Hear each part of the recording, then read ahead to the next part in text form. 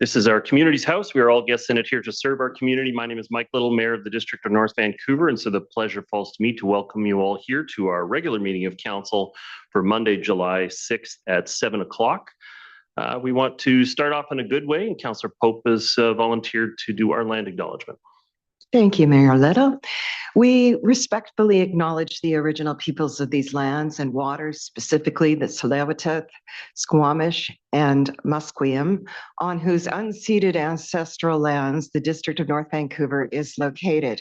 We value the opportunity to learn, share, and serve our community on these unceded lands.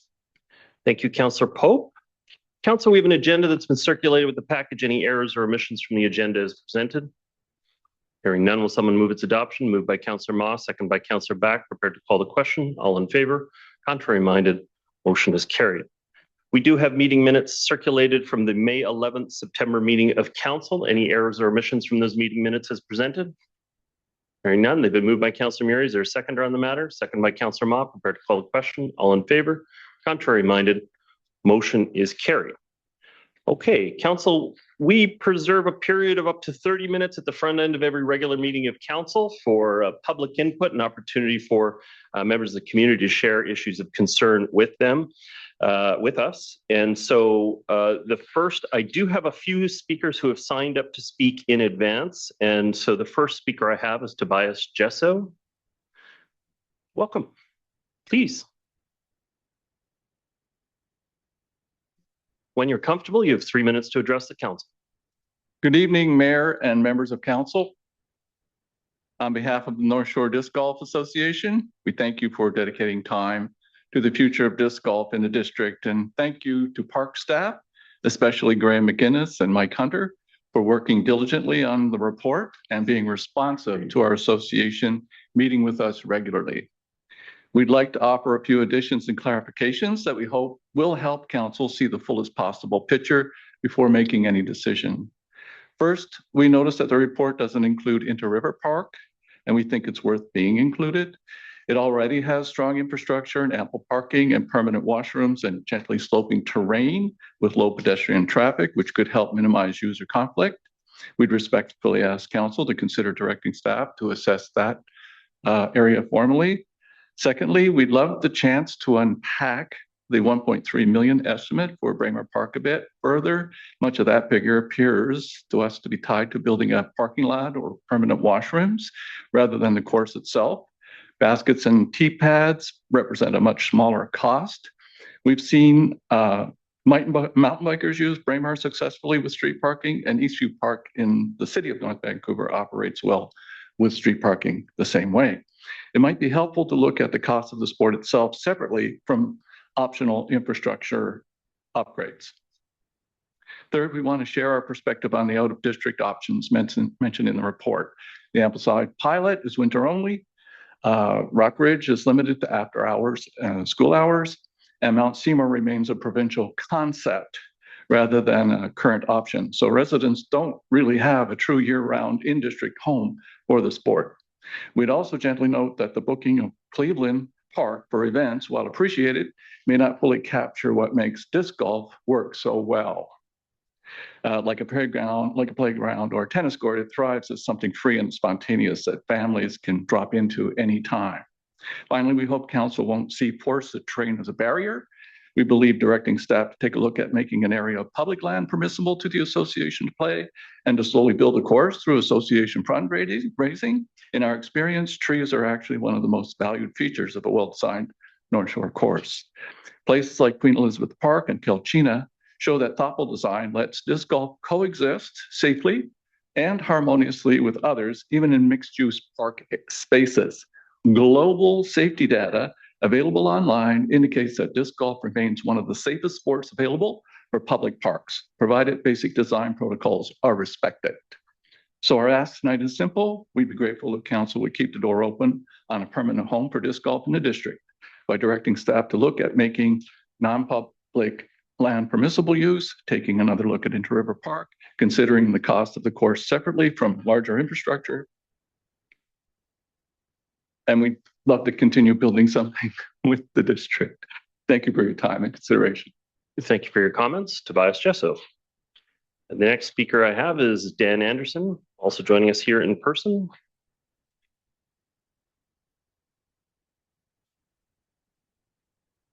Welcome. When you're comfortable, you have 3 minutes to address the council. Thank you. My name is Daniel Anderson. I'm a resident of the District of North Vancouver, living in the Seylynn community, and I'm here today as the official spokesperson for the North Shore Neighborhoods Alliance, a coalition of 7 community associations, 5 of which are based in the district, seeking answers regarding the North Shore wastewater treatment plant. At the outset, I would like to thank the Mayor and Council for unanimously passing Councillor Pope's November 2024 motion, calling for a Section 764 public inquiry, an initiative also supported by an editorial in the North Shore News. Our alliance similarly called for such an inquiry in July of that year. However, a Section 764 inquiry requires provincial cabinet approval, which has not been granted and is unlikely to be forthcoming. In contrast, a Section 765 inquiry does not require cabinet authorization. I'm here today in support of Councillor Ma's motion for an independent public inquiry under Section 765 of the Local Government Act. The financial trajectory of this project is deeply concerning. Costs have escalated from approximately $700 million to nearly $4 billion, more than 5 times the original estimate.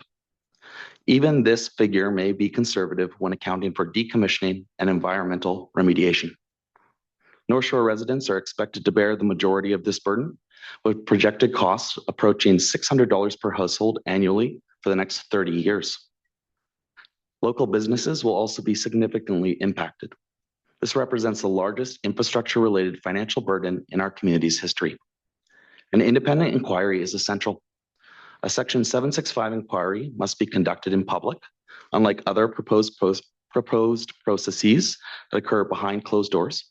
It empowers the Inspector of Municipalities operating at arm's length from the government to determine whether a formal investigation should proceed, including the authority to compel testimony under oath and set aside non-disclosure agreements.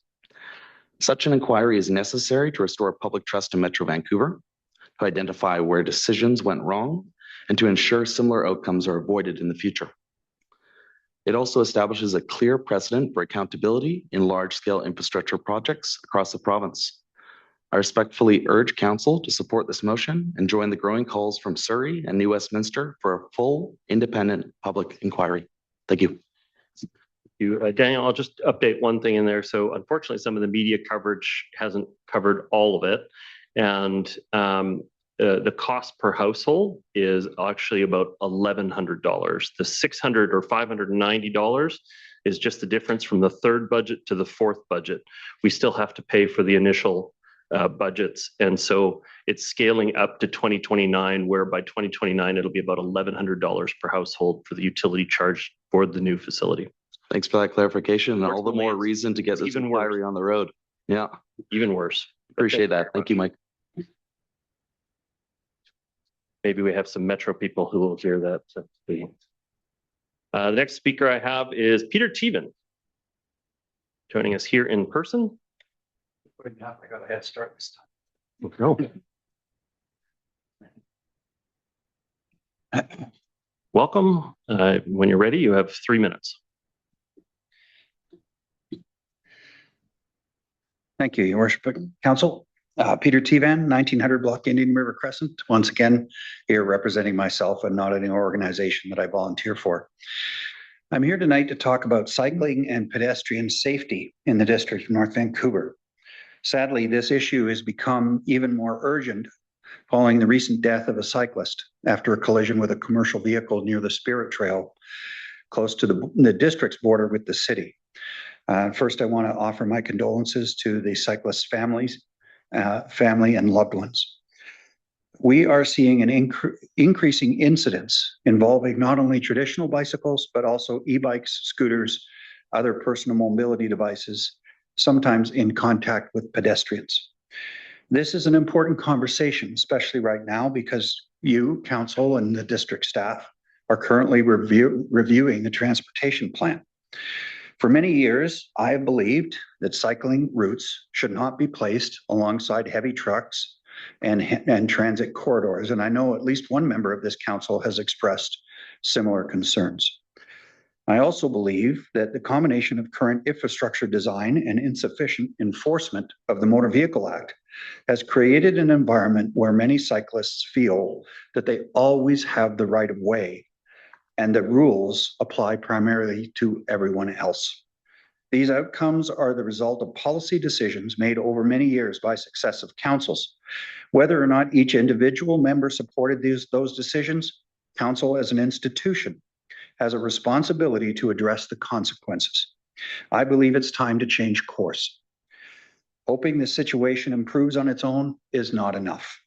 We owe it to the family of the woman who lost her life, to her memory, and to everyone else who uses our roads to make meaningful improvements.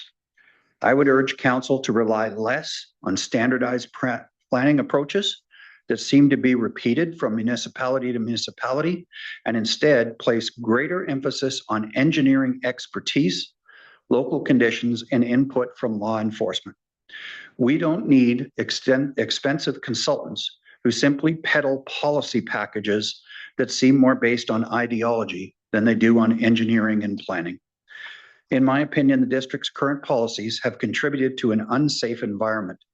If cycling routes had been designed away from heavy truck corridors, and if traffic laws had been consistently enforced for all road users, this tragedy might have been prevented.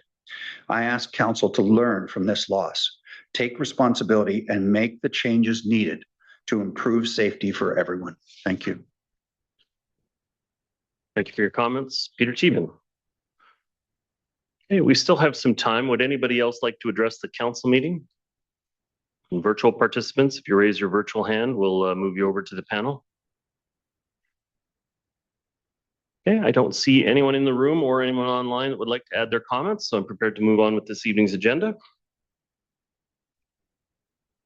All right, we have no recognitions or delegations, no release of closed meeting decisions, no committee of the whole report. So we're moving on to item 8, reports from council or staff. The first 4 items on that are going to be a little bit quick because they are all just matters up for adoption, which means they're not up for debate. And so the first item is item 8.1 bylaws 8739, 8738, 8740, 8742, OCP amendment rezoning for 520 to 540 Mountain Highway, 1505 to 1571 Fern Street, and 1514 to 1574 Hunter Street. The question is on adoption. I'm prepared to move adoption. Is there a seconder on the matter? But Councillor Ma on the matter. There's no debate on adoption, so I'm prepared to call the question. All in favor? Contrary minded? Motion is carried unanimously. Next item up for discussion is item 8.2. This is bylaws 8745, proposed highway closure and dedication removal bylaw 8745, 1500 block Fern Street highway closure bylaw 8745, 2025. The recommendation is for adoption. I'm prepared to move the recommendation. Is there a seconder on the matter? But Councillor Back. No debate on adoption. Prepared to call the question. All in favor? Contrary minded? Motion is carried unanimously. Next item up for discussion is item 8.3. This is bylaw 8797, construction bylaw amendments. This item is also up for adoption. I'm prepared to move adoption. Is there a seconder on the matter? Second by Councillor Hanson.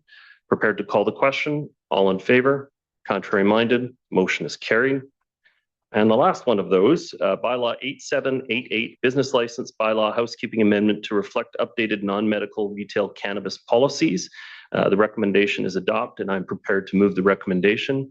Is there a seconder on the matter? Second by Councillor Ma. Prepared to call the question. All in favor? Contrary minded? Motion is carried unanimously. Okay. There we go. Moving on to item 8.5. This is bylaw 8778, Chemtrade rezoning 100 Amherst Avenue. And this matter is returning from a public hearing. So there's no further staff presentation or public input on the matter. I'm prepared to move the motion that North Vancouver rezoning bylaw 1462, bylaw 8778 is given third reading, seconded by Councillor Ma. My comments on the matter, I I want to say that from the first public hearing, I really appreciated that even though I voted against the matter at the first public hearing, the applicant heard the comments that I made and laid out all of my concerns for the community, including in particularly the evergreen nature of the original agreement, which basically would have meant that the council would not have had future opportunities to make changes to the facility operations, wouldn't have had opportunities to push the project to the best available control technologies over the life of the building, wouldn't have been able to force QRAs or check-ins to make sure that the building was meeting spec while it was in place. And the applicant was able to propose that they would address all of those issues voluntarily through a Section 219 covenant on the project. That spawned us having a second public hearing on it because it materially changed the use or density of the site, specifically the use, because it would mean that there would be a sunset clause or an end of the agreement in process, which effectively changes the use on the site. And so I brought the matter back for reconsideration, got council support, and then we had the second public hearing. Returning from that, I will say that in my view, the applicant has been responsive, heard the questions and concerns that I raised, and has adequately addressed them. We'll look forward to the details as the covenant is fleshed out towards adoption. If I know we've just had 4 items up and down on adoption this evening. If the agreement does not meet the needs expressed throughout the comments that I made at the end of the first public hearing, last time we were at second and third reading, then I may or may not be forthcoming with adoption. But I think in good faith, it is moving forward. I hope that we can come to an agreement on a 219 covenant as this project goes forward that gives protections for the community and also gives some certainty to this really great corporate partner in our community. I did just want to say that I do appreciate the efforts that the applicant has made, and I do understand and hear all of the concerns that have been raised in the community, both from people who are advocating for the employment opportunities, people are concerned about the impact on potentially on water production, cleaning processes, and also people concerned about general site safety. I think this facility has been operated safely since the 1950s, and they appear to have a good working relationship with our emergency partners, and our emergency partners are confident, appear to be confident in their ability to run this facility safely going forward. And so with that, you will have my support at this time. Councillor Ma, you're the seconder on the matter. Thank you. When this rezoning application came before council on April 13th, I considered the input from the community, reviewed the staff's report, and assessed the input provided by the various speakers at the first public hearing. After sorting through all that information, I made a decision to support the rezoning application. Now, almost 3 months later, I am conducting the same due diligence while considering the new information. My concerns with any issue that comes before council are ultimately the safety of families and the impact on the greater community. I believe we can all agree that liquid chlorine is a hazardous material and its production comes with some risks. After sorting through and evaluating the information presented, reviewing all the comments received from local residents, businesses, and considering the input from the 2 public hearings, I've made a decision. It was not an easy decision, but based upon a balance of everything available to me, I believe that 1, production of liquid chlorine is appropriate for this site, which is zoned for heavy industry. And 2, with the additional safety measures that Chemtrade will implement, plus the additional check-ins as stipulated by a legally enforceable covenant that will be drafted together with DMV staff, I believe their continual operation will be safe. I support the staff's recommendation. Thank you, Councillor. Councillor Hanson. Thank you very much, Mayor Little. I'd like to thank all the members of the public who have given their input on this project at the various public hearings. I'd like to thank staff and the applicant for their work on this proposal.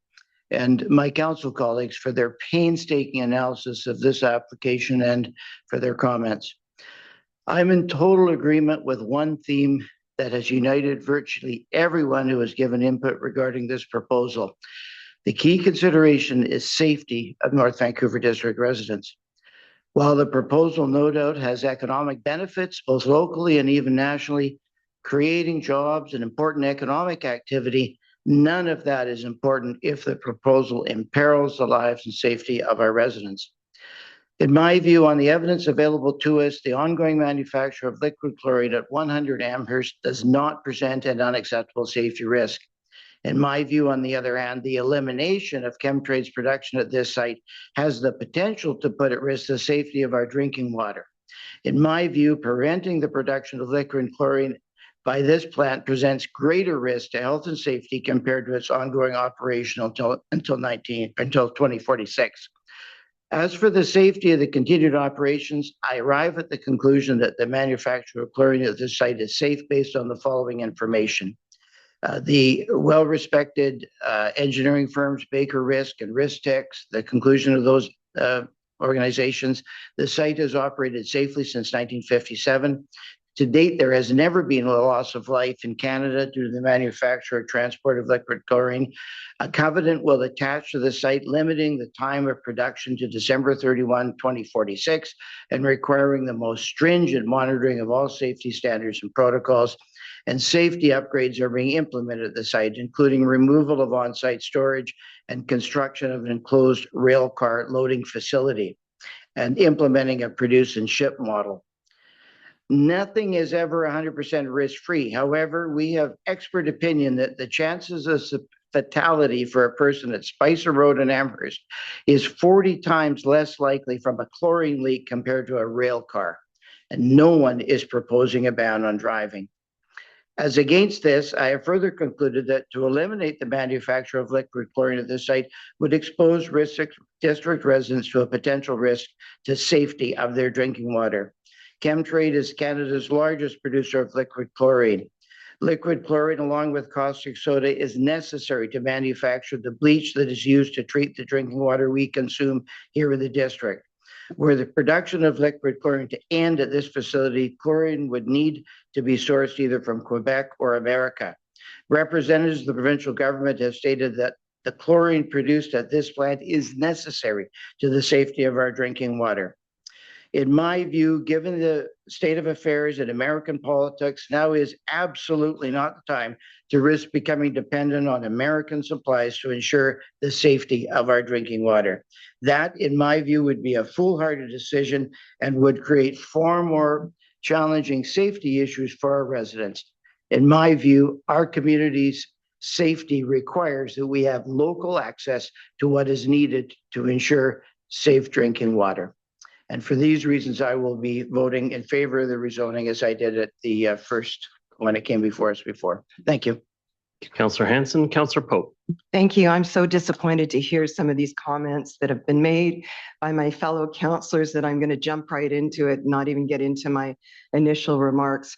Chemtrade's entire rezoning application was backed by a brilliantly crafted PR strategy.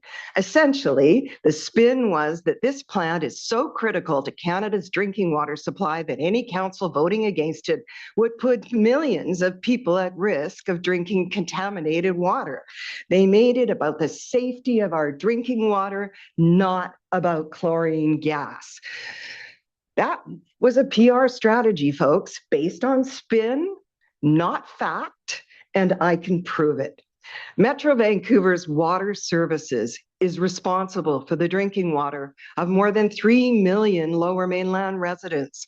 The general manager, Marilyn Toa, wrote to Councillor Murray in an email that was shared with us, quote, Chemtrade does not directly supply Metro Vancouver with chlorine, and Metro Vancouver is confident that it will continue to be able to supply the region with high quality drinking water well into the future, unquote.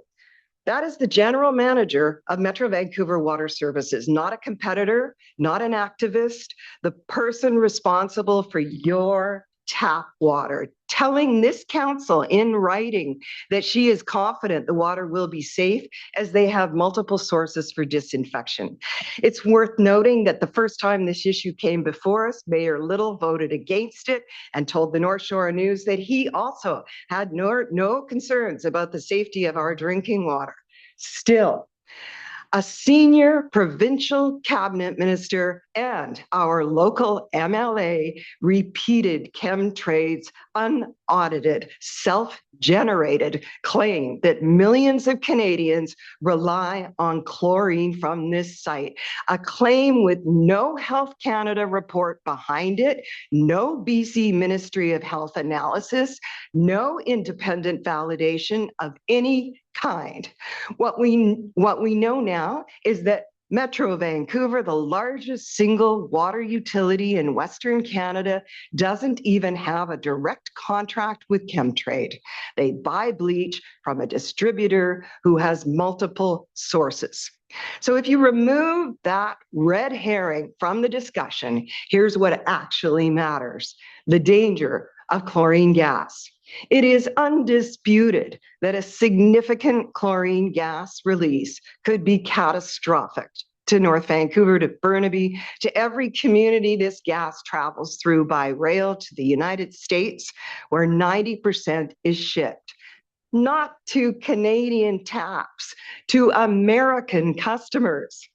Chlorine gas released in a dense urban neighborhood like Maplewood is not a management problem. It is a potential mass casualty disaster. That is why no other chlorine gas plant in Canada operates so close to a residential community. Chlorine gas is too dangerous to exist beside people. Burnaby Council gets it. They voted unanimously to write to the Federal Minister of Transport declaring the risk intolerable. And significantly, Chemtrade's own experts have never said there is zero risk of an accidental chlorine gas release. I'll take my next 2 minutes. So let's be honest about what this has really been about. On the one side, a Toronto headquartered company with nearly $2 billion in annual revenue, and a high-powered PR agency that lobbied provincial and federal ministers with a message that was also promoted widely on social media channels by influencers and other supporters of Chemtrade. On the other side, District of North Vancouver residents, ordinary people who came to these hearings with nothing but their voices and their legitimate fear. That is not a fair fight. When Chemtrade bought the plant in 2017, it knew the 2030 wind down was part of the deal. That's because way back in 2007, Council put a 2030 deadline on chlorine production. Mayor Little and Councillor Murray were on that council. The families who brought homes there and the businesses that put down roots had a reasonable expectation that by 2030, the chlorine gas would be gone. How do we betray that trust? I am not against industry or Chemtrade remaining on the site with other products. Indeed, during the hearings, we learned that financial analysts with Canadian banks said Chemtrade could continue its operations without chlorine gas. So what I am against is the presence of chlorine gas in proximity to an increasingly dense residential community for 20 more years. When this council votes, we are the only institution in this entire process that is accountable solely to those residents, not to shareholders, not to a premier, not to a corporation's bottom line, just to the people who live here. Thank you. Thank you for your comments, Councillor Pope. Next, I have Councillor Murray. Hooker Chemicals was an American company founded in 1903 in New York. In the 1950s, it purchased approximately 60 acres in Maplewood to expand production on the West Coast. Like many chemical manufacturers of the era, the company strategically located its facilities near abundant hydroelectric power and reliable water sources to minimize operating costs. The company became infamous in the 1970s when it was discovered that it had disposed of more than 21,000 tons of toxic chemicals in a landfill that was later capped and sold to a local school district for $1. The site, known as the Love Canal, was exposed in 1977 and became one of the worst environmental disasters in American history. As part of the Maplewood redevelopment plan, the District of North Vancouver rezoned the surrounding area in the early 2000s. An agreement with the Port of Vancouver established that the manufacturing of hazardous chemicals at this site would cease in 2030. Every single planning decision in Maplewood has reflected that commitment. Today, the argument that this facility must remain in operation to protect jobs and regional water treatment is being used to preserve the business model of a company and its employees that knew of the facility's lease expiry and its implications. The suggestion that ending chlorine production will permanently eliminate meaningful employment does not reflect today's labor market. Skilled industrial workers remain in high demand as the government signals expansion of port and resource-based economies, not to mention that ample opportunity to have Chemtrade evolve away from chlorine is a simple business case. This property is strategically located, allowing deep water industrial access, and will continue to support expanded port activity. So much so that the port has an option to buy back the property, keeping the operation whole and offering security to investors. A wise move illustrating the company knew what was coming and prepared. There is no provincial, regional, or municipal contingency plan for Chemtrade ceasing chlorine production because no government agency has identified the closure of this facility as a risk to the region's drinking water supply. As a member of the board of Metro Vancouver, I have never heard concerns that ending production here would compromise our ability to provide safe drinking water. Metro has repeatedly confirmed that they have no concerns about treating the regional water system or sourcing chlorine or bleach to conduct treatment for disinfection or water treatment. There are multiple producers of chlorine across the country that we have used for years, providing the products needed to support these systems. Should a catastrophic event occur at this facility, and no one can guarantee that it will not, our community would face consequences including loss of life and impacts beyond reasonable recovery, with limited resources unable to directly deal with short-term or long-term implications. Strained budgets and the inability for us to sustain even existing challenges, hospitals, schools, transportation networks face increasing pressure. The context of society in the area has fundamentally changed. What was once an isolated industrial site bordered by ocean and industry on one side and expansive forest on another is now surrounded by existing and growing residential and commercial neighborhoods, hosted by multiple municipalities, creating challenges we never imagined. And why would we want to add this impact into the future? There is also the issue of finite public resources. I'll take my other 2 minutes. According to the province's environmental authorization, the facility is permitted to withdraw and discharge up to 90 million liters of cooling water and effluent per day at its maximum approved operating capacity. While actual usage varies, the permit illustrates the scale of water resources required to support this operation. Water and hydroelectric power are increasingly constrained by population growth, unpredictable climate variability, including declining snowpack, extended drought, and growing electricity demands, issues with few solutions. Decisions about allocating these finite public resources are a matter of public policy, not simply supporting private business and shareholder expectations ahead of policies that need to be considered by broader discussions. The idea that we can make this decision void of those fundamental conversations about impact is irresponsible. This is not about one company and land use. Our responsibility is to look at this from above and see the whole picture, not a siloed interpretation to support a single consideration for one business.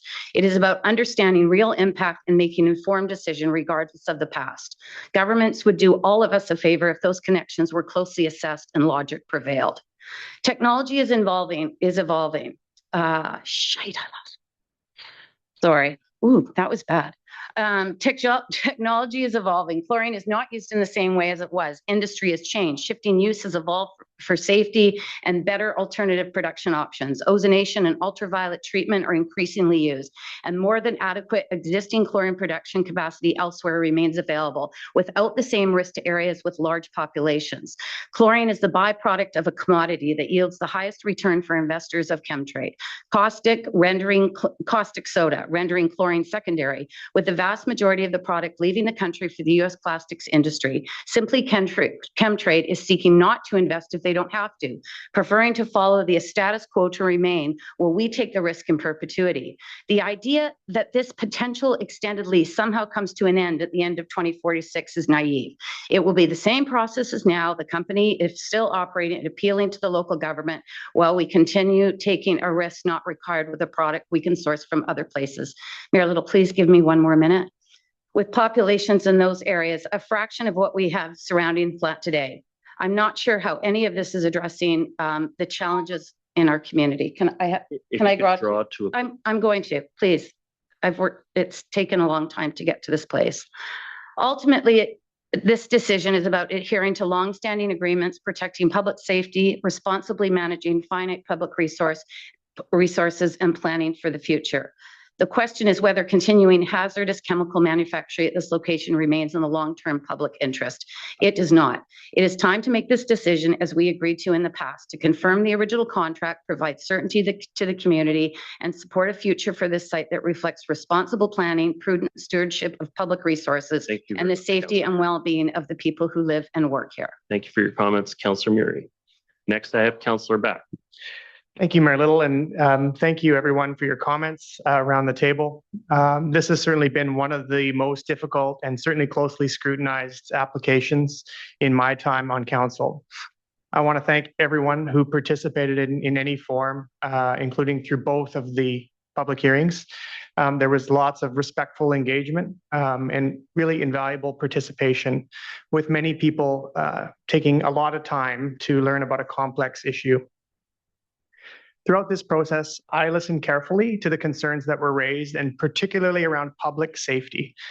You've heard it around the table that is the theme. Those concerns are real, and I don't dismiss them. If I believe this proposal created an unacceptable risk to our community, I simply could not support it, regardless of the economic benefits. Public safety has been at the center of my thinking throughout the entire process. But after reviewing everything, the independent risk assessments, the peer reviews, the staff analysis, over 2 public hearings, I continue to be satisfied that this proposal can move forward safely. And I want to be specific about what that assessment covers. The risk analysis before us addresses the facility and the rail yard itself, not extending to the rail corridor beyond our boundary, and that jurisdiction sits with Transport Canada. But I'm satisfied with what falls within our authority to regulate. After weighing everything before us, I continue to believe this application should move forward, and there are really 3 things that weigh most heavily with me. As has been mentioned many times, this is an operation that's been in our community for decades with a very strong safety record. It's a company that represents a lot of well-paying industrial jobs, supporting a number of North Shore families, the types of jobs that are increasingly hard to retain in our community, in our region. As well, the third being the value in domestic chlorine production. You know, we've lately heard a lot about elbows up, which is not just about trade, it's about the capability to make what we depend on, and chlorine is certainly one of those things. It's also important to recognize how the application evolved. While my overall position has remained the same, the applicant's additional work that brought us back to where we are tonight has meaningfully strengthened the framework. The time limit on operations, the ongoing quantitative risk assessments, the best achievable technology review, and the Section 219 covenant all provide oversight that was not part of the original proposal. So for me, it's easy to make decisions when everyone agrees. Our responsibility, though, is to make thoughtful decisions when they're difficult, and opinions can be divided. And I recognize that not everyone will agree with my position tonight, and I respect that. I believe reasonable people can look at the same information and reach different conclusions. But each of us has a responsibility to weigh the evidence carefully and decide what we believe is in our community's best interest.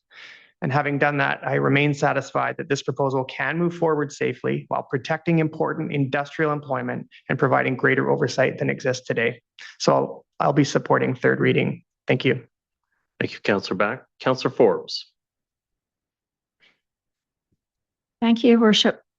I've lost my voice a little bit, so please bear with me. First, I'd like to say that safety is my first responsibility to the community. And that's primary over any business, whether it's private or not. I also want to thank everybody that came out to all the meetings and all the presentations that were submitted and put forward. Thank staff for the report.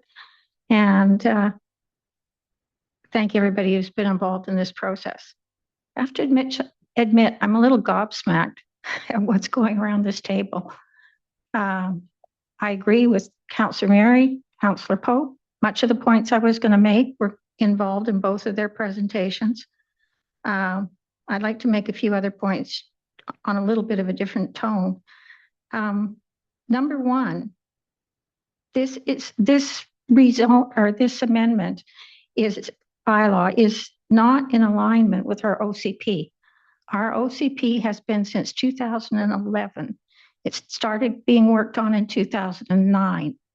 And we as a district have been planning all along how Maplewood would develop. And we've continued with that planning. And if you go down there now, you'll see all the homes and all the apartment blocks and the densification that's happening in there.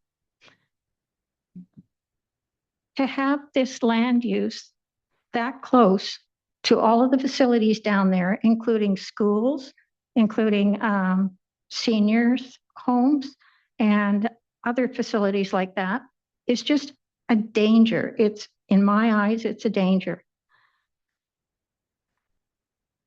One of the dangers that we heard quite clearly was from our firefighters, our chief. We asked him the question about what kind of manpower do we have on the North Shore should there be an accident?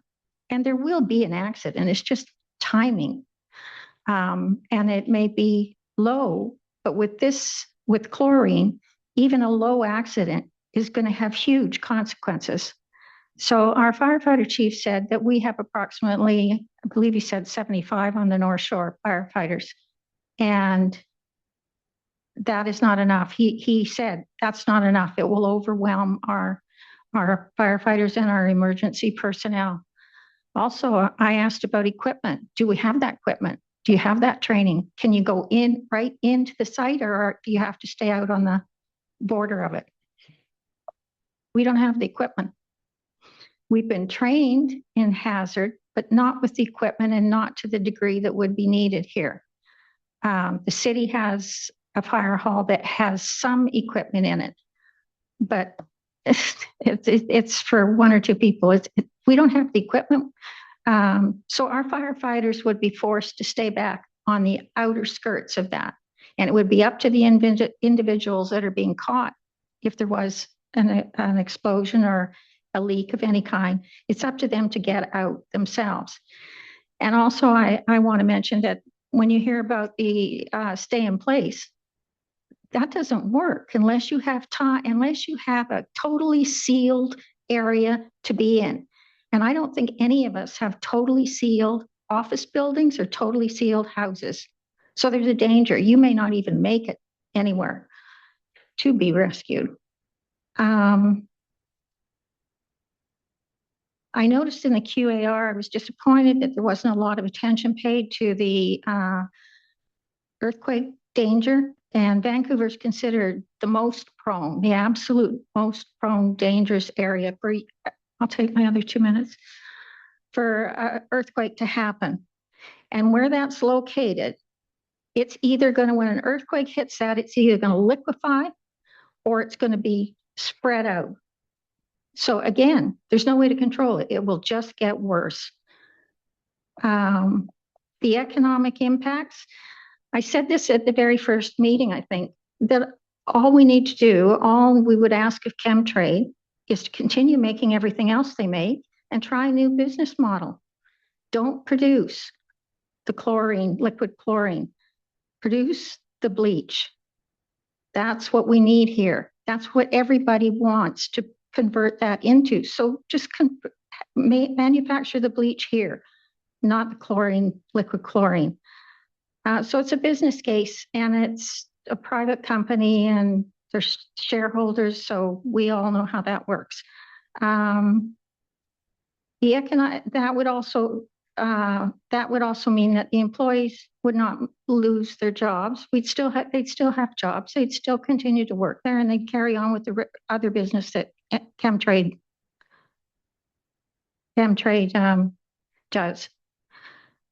The safer alternative is bleach, and it can be produced there. It's just not going to put the same amount of dollars into the bottom line. There are jurisdictional boundaries to do with the rail. We can't say anything or control anything outside of the land of Chemtrade because the rails are also federally controlled. But what we can do is look at the residual risk.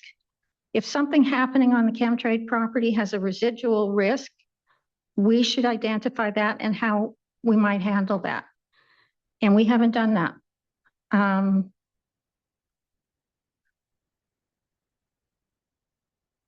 I guess that stops me. Thank you.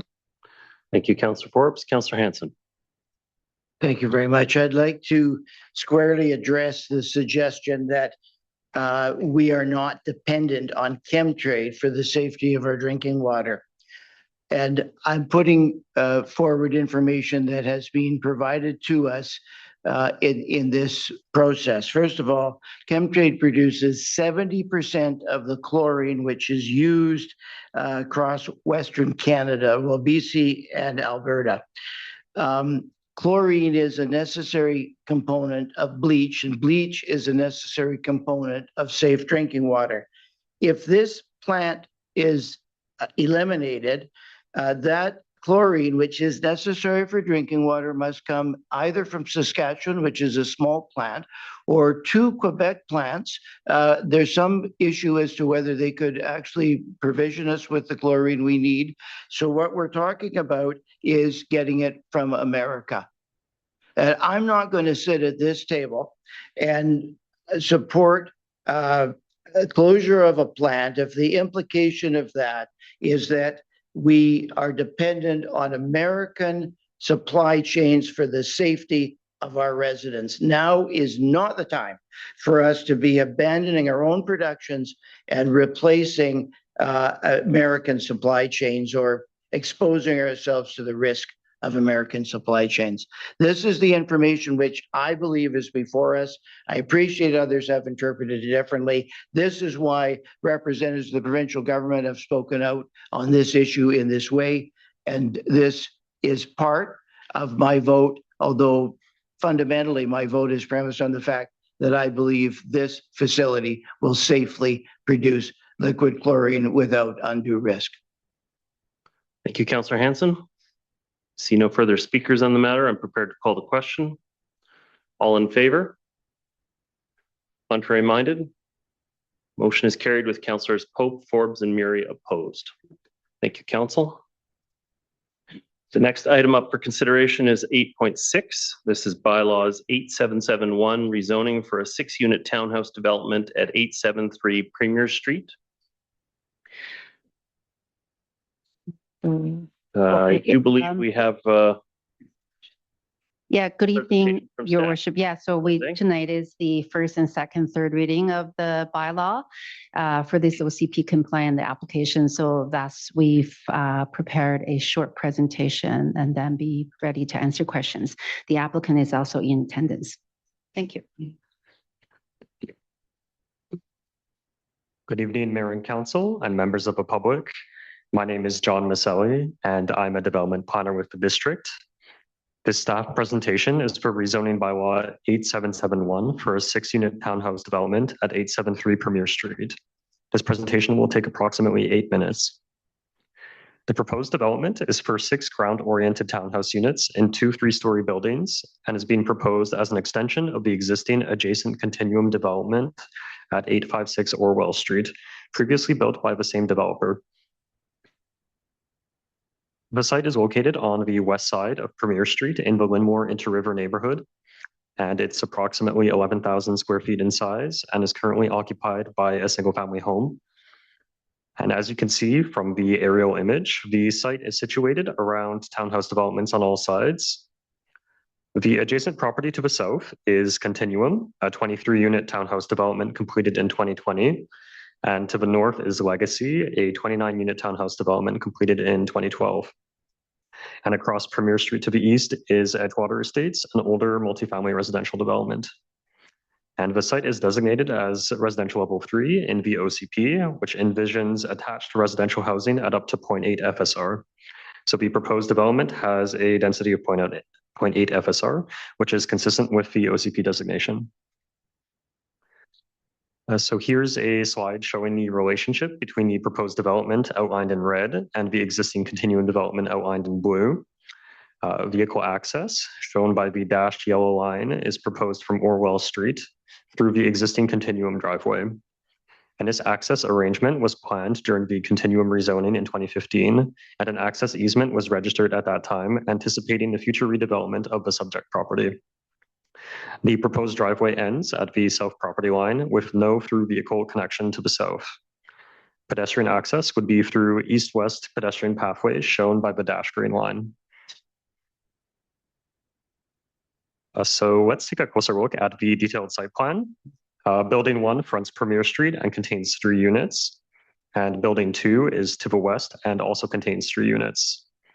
And the proposed units range from approximately 1,700 to 2,200 square feet and are family size units consistent with the local plan's emphasis on family-oriented housing. Now, as mentioned on the last slide, vehicle access enters from Orwell Street along the northern edge of the site and would serve both townhome buildings. The pedestrian pathway along the south property line provides a connection from Premier Street through to the west, and no vehicle traffic would cross this pathway. And in terms of parking, you can see 13 total spaces highlighted in pink. The 11 residential spaces are all within attached garages for each unit, and 2 visitor parking spaces are provided. And this proposed parking meets the parking requirements of Part 10 of the zoning bylaw. Looking at the next slide, staff have prepared this composite image showing the architectural elevation overlaid on the existing Premier Street streetscape. The proposed building design and materials would be consistent with the existing continuing development to the south on the left side of the image. So that's the flat roof form, the metal accent panels, and horizontal wood materials, which would be carried over. And the elevation colors here appear a bit lighter on this digital drawing, but the final colors of the materials would match the existing development. And the proposed three-story massing also matches the existing developments adjacent to the site and in the surrounding area. The applicant held a virtual public information meeting from April 28th to May 9th, 2025, and notices were distributed to owners and occupants within 100 meters of the property.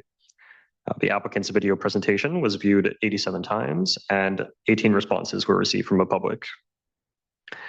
Key themes raised were vehicle access through the adjacent continuum development, a strata governance and operational independence from the existing townhouse complex, pedestrian walkway safety and tree removal, and parking availability and the proposed density of the project.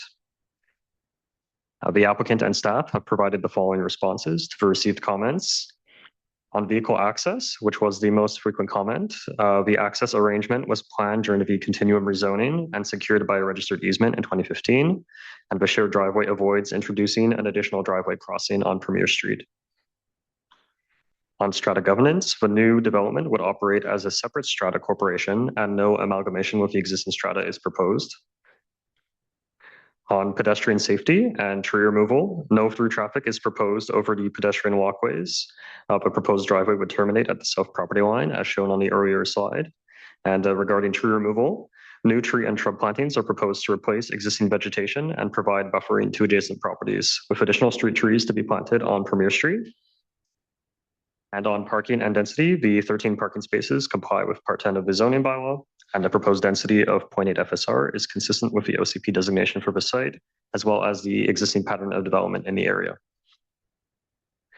Construction traffic management plan would be required as a condition of the development permit for the project and must be approved by district staff before a building permit is issued. And the plan must address trade vehicle parking, safe pedestrian passage along Premier Street, and must include a communication plan for surrounding residents. And the application includes offsite civil works along Premier Street, including upgrades to sanitary sewer and water mains. Frontage improvements include sidewalk, curb, and gutter upgrades, as well as street tree planting, as shown in the proposed landscape plan on the left. And development cost charges are estimated at approximately $337,000, and a community amenity contribution of approximately $33,500 has been calculated under the district's CSE policy. So in summary, this proposal is consistent with the OCP designation for the site and existing developments in the Wynmore area. It delivers ground-oriented, family-sized housing and would complete the adjacent continuum townhouse development. Staff recommend that rezoning bylaw 8771 be given first, second, and third readings, and staff and the applicant are available to answer any questions. Thank you. Thank you, Mr. Maselli. I'll be moving the staff recommendation. Is there a seconder on the matter? Second by Councillor Ma. Just my own comments. First, just a question. Will the property to the west lose parking stalls as a result of the road going through? And is it any material amount of loss to punch through, or was this contemplated in the original design of the property to the west? Yep. Through the mayor, no parking would be lost on the existing development. This will be a completely separate strata development. Sorry, the property to the west will have a hole punched through the wall of the parking garage in order to connect up with this one. That lane will move through theoretically what has been parking up until this point, or was it set aside as a lane all the way along? No, it was always set aside as a lane. Thank you very much. Okay, great. Yeah, I think this is a sensitive infill in this case. It's certainly within keeping of the neighborhood character. We definitely see the need for family size units, and I'm generally supportive of the form and massing that they have in the space. Glad to see they're able to take advantage of a breakthrough wall with the neighboring property. I think that's a good way to help reduce the footprint for that necessary infrastructure. If you had to build a ramp on this site, it would have really restricted your use in the space for such a relatively small lot. But this is done in a fairly reasonable, sensible way. So I will be supportive of first, second, and third reading. Councillor Ma. Thank you. I've been out to the site, and this addition will add to an already great little community. I'm going to support the staff's recommendation based on the following. Council has approved strata units and towers in town centers, and that's our plan. But we also need a mix of housing forms, such as townhouses in appropriate areas. I believe this modest 6-unit townhouse project will fit within this neighborhood. The developer has built similar projects in the area. There's also a good mix of unit types with 2 bedrooms, 3 bedrooms, and 4-bedroom units. The parking ratio is important. 1.83 stalls per residential unit is appropriate for this area, especially since street parking is already at a premium. And finally, the issues raised during the public input session appear to have been addressed. Once again, I'm happy to support the staff's recommendation. Thank you, Councillor Ma. Councillor Murray. I'd like to respectfully protest staff's requirement of having 8 minutes to speak with no timer on, and council gets 6 minutes. I feel like we need to review that policy going forward. And if that's not the case, then I'll bring a motion forward to consider increasing council's time, especially on significant issues facing the community. I'm curious as to why we mentioned that we didn't we wanted to conform to this existing access into the property because we didn't want to create another driveway cut on Premier, and yet in the picture it's evident that the driveway cut already exists. Stop my time, please. Is there a response, Mr. Maselli or Yan Zhang? So why would we not just use the existing brand new driveway cut to allow access into the property? Yeah, through the chair, I think the engineering staff have looked at the site access, and because the continuum development has always envisioned that this missing tooth development will be accessed from the actual continuum development, and then because Premier is a sort of the only key access route for this neighborhood, it was deemed that the access should be from the internal. Yeah, and here lies the problem. And I don't actually think the comments from the public community have been addressed at all. The issue in this community is they have one way in and one way out. While we are adding hundreds of units in social housing behind the top of the Holiday Inn with precarious access into that development, we removed access out of this community because of the redesign of the Mountain Highway interchange. We've also recently added an artificial turf field, increasing volume into this community with zero discussion over the years, regardless of how many times it's been requested. And I will bring forward a motion because that seems to be the only way that we can advance these issues. Which is the basic concept of a traffic study in this area.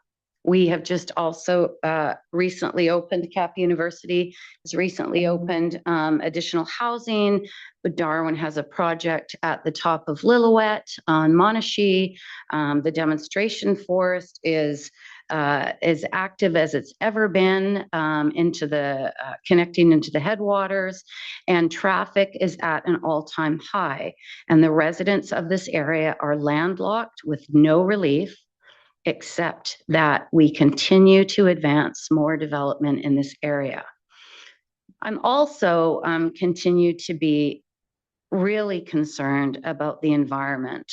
I don't feel that where once the environment was a priority of the District of North Vancouver, it lags behind in many ways. And the idea that this area at one time was a single family neighborhood filled with stands of firs and cedars, it's now being replaced with hard surface on a floodplain with street trees and some shrubs and a lot of concrete. And quite frankly, the impact of that is a lot more challenging and concerning than we believe. And I'm bringing a motion forward to talk about this with the community and council.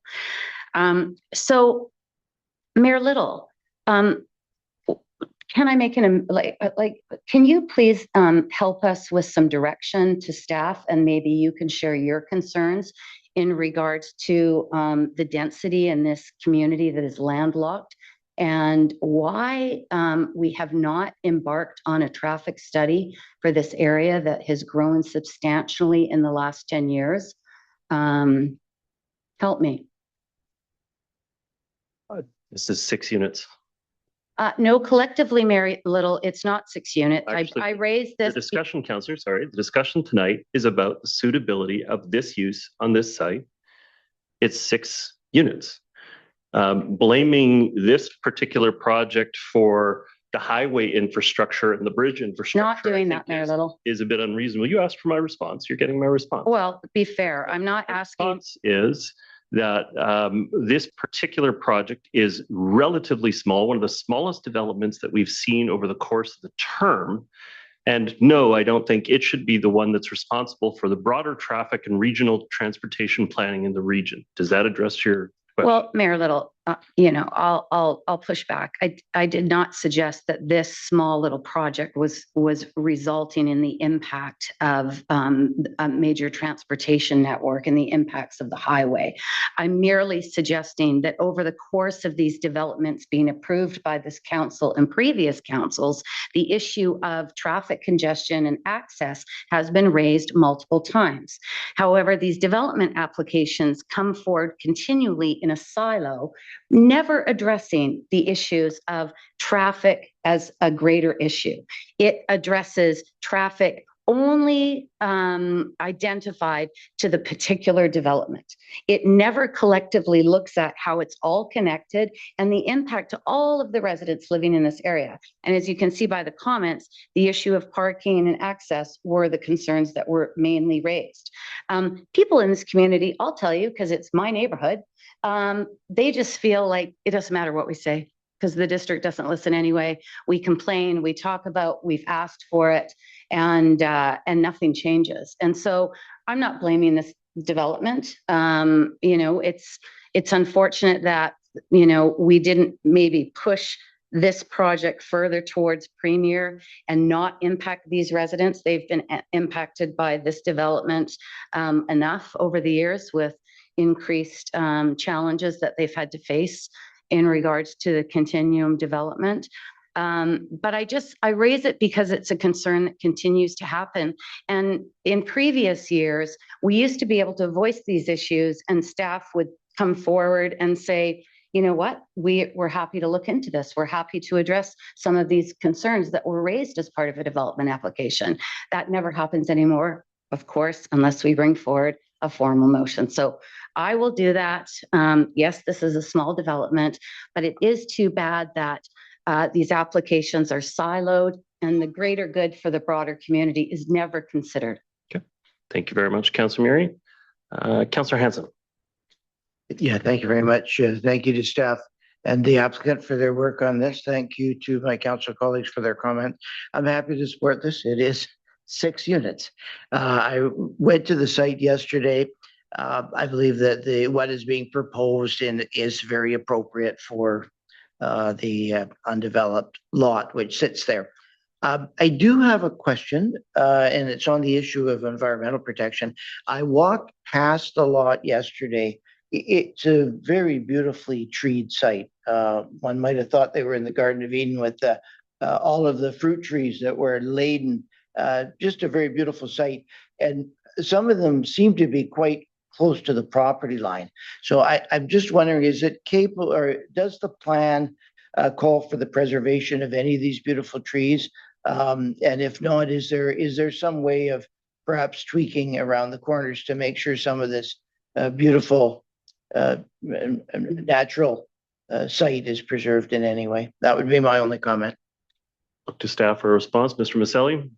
Through the mayor, the existing plan being proposed does call for the removal of that tree on the adjacent property, just to facilitate the overall form of the development to fit the site. But staff will continue to work with the applicant in preparing the landscape plan for the, if council so chooses, the future development permit, which would be issued. Thank you very much. I will take my next 2 minutes on the matter and just say, in response to Councillor Murray's comments, the reason why we don't and have not had developers do regional transportation studies is because we're going to make them pay for it. And so we can do regional transportation studies that affect the broader area. It just takes a majority vote of council to decide that we want to do that, and we'll put it in the plan and review it. But we can't make an individual plan. We're already heaping an awful lot of costs onto these developments as it is. And so the transportation plan that they produce is about the access and egress to their site and the immediate street works that are necessary for it. But if you want to do a broader discussion about transportation in and out of the Linmore community area, then that could be dealt with through a staff request and a council motion on the matter, applying resources to it. And then you will have that I don't see any further speakers on the matter. Prepared to call the question. All in favor? Contrary minded?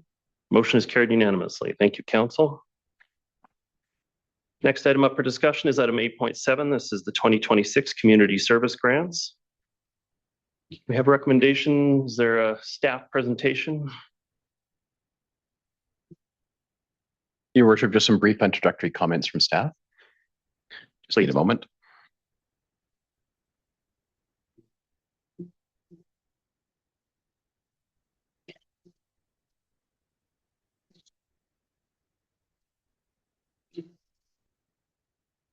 I'm just gonna close this. Whoops.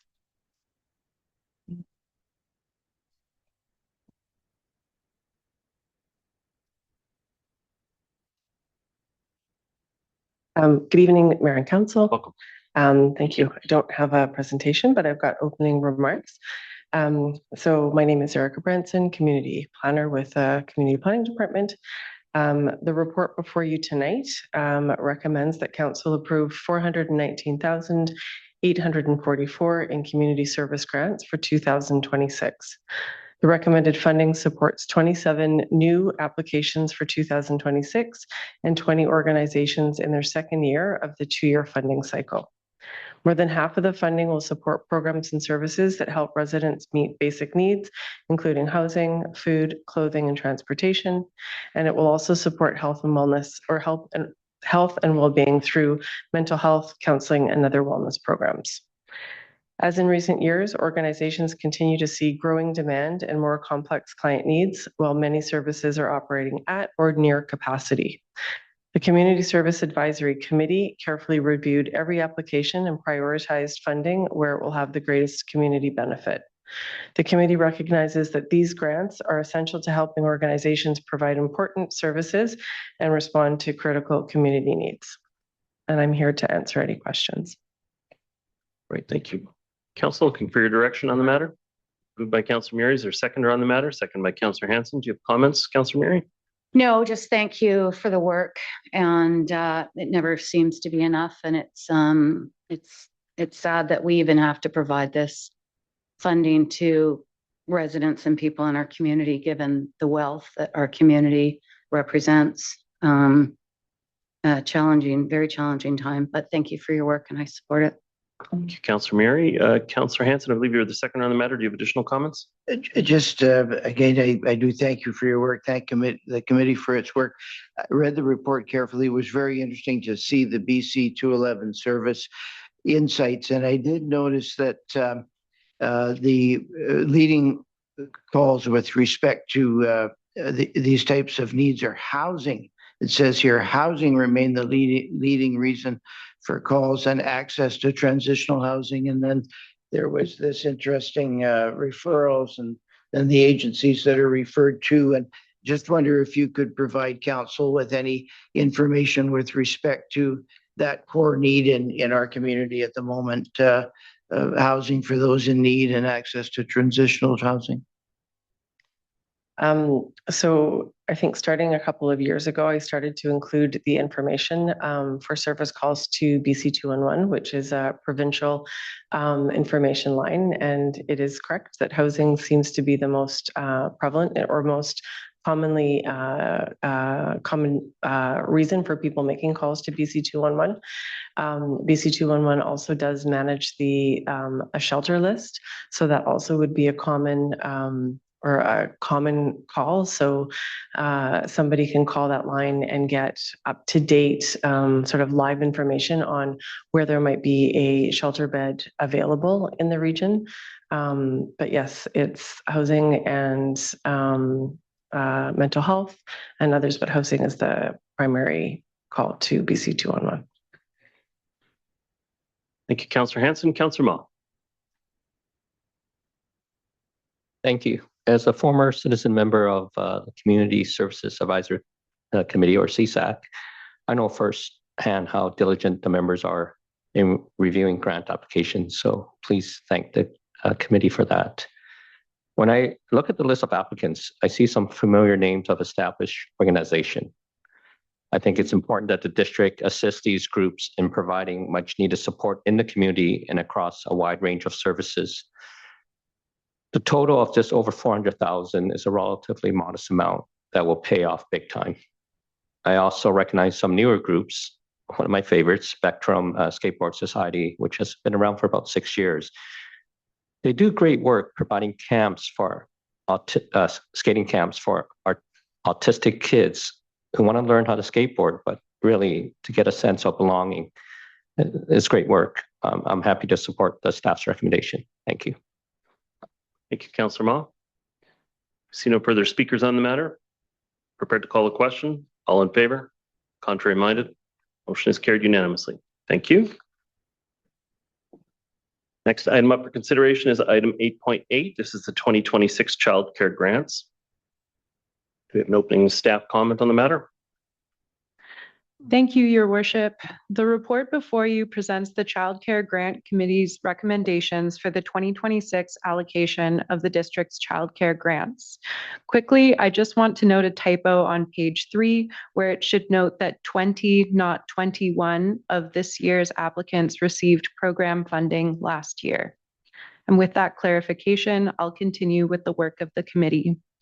The committee is made up of district residents appointed for their interest in supporting quality childcare in the community. They provide an important service by reviewing applications and making funding recommendations to council. While many childcare providers receive provincial operating funding and some continue to participate in the $10 a day childcare program, now paused for new intakes as of February this year, the district's grants continue to play an important complementary role in supporting local priorities such as facility improvements, equipment, staff training, parent education, inclusion initiatives, and other projects that are generally outside the scope of provincial operating funding. This year, the committee received 23 applications requesting more than $123,000, while the available budget was just under $71,000. The district's Child Care Grants Committee is recommending funding for all 23 eligible applicants, with 10 receiving full funding and 13 receiving partial. Each application was carefully evaluated, with funding prioritized for projects that enhance the availability, affordability, accessibility, and quality of childcare for district families. Staff recommend that council approve the committee's recommendation of allocating $70,941 and refer consideration of a future inflationary adjustment to the 2027 financial planning process. Thank you. Staff are available to answer any questions. Moved by Councillor Murray. Is there a seconder? Seconded by Councillor Beck. Councillor Murray, do you have any comments on the matter? Councillor Beck? Councillor Ma?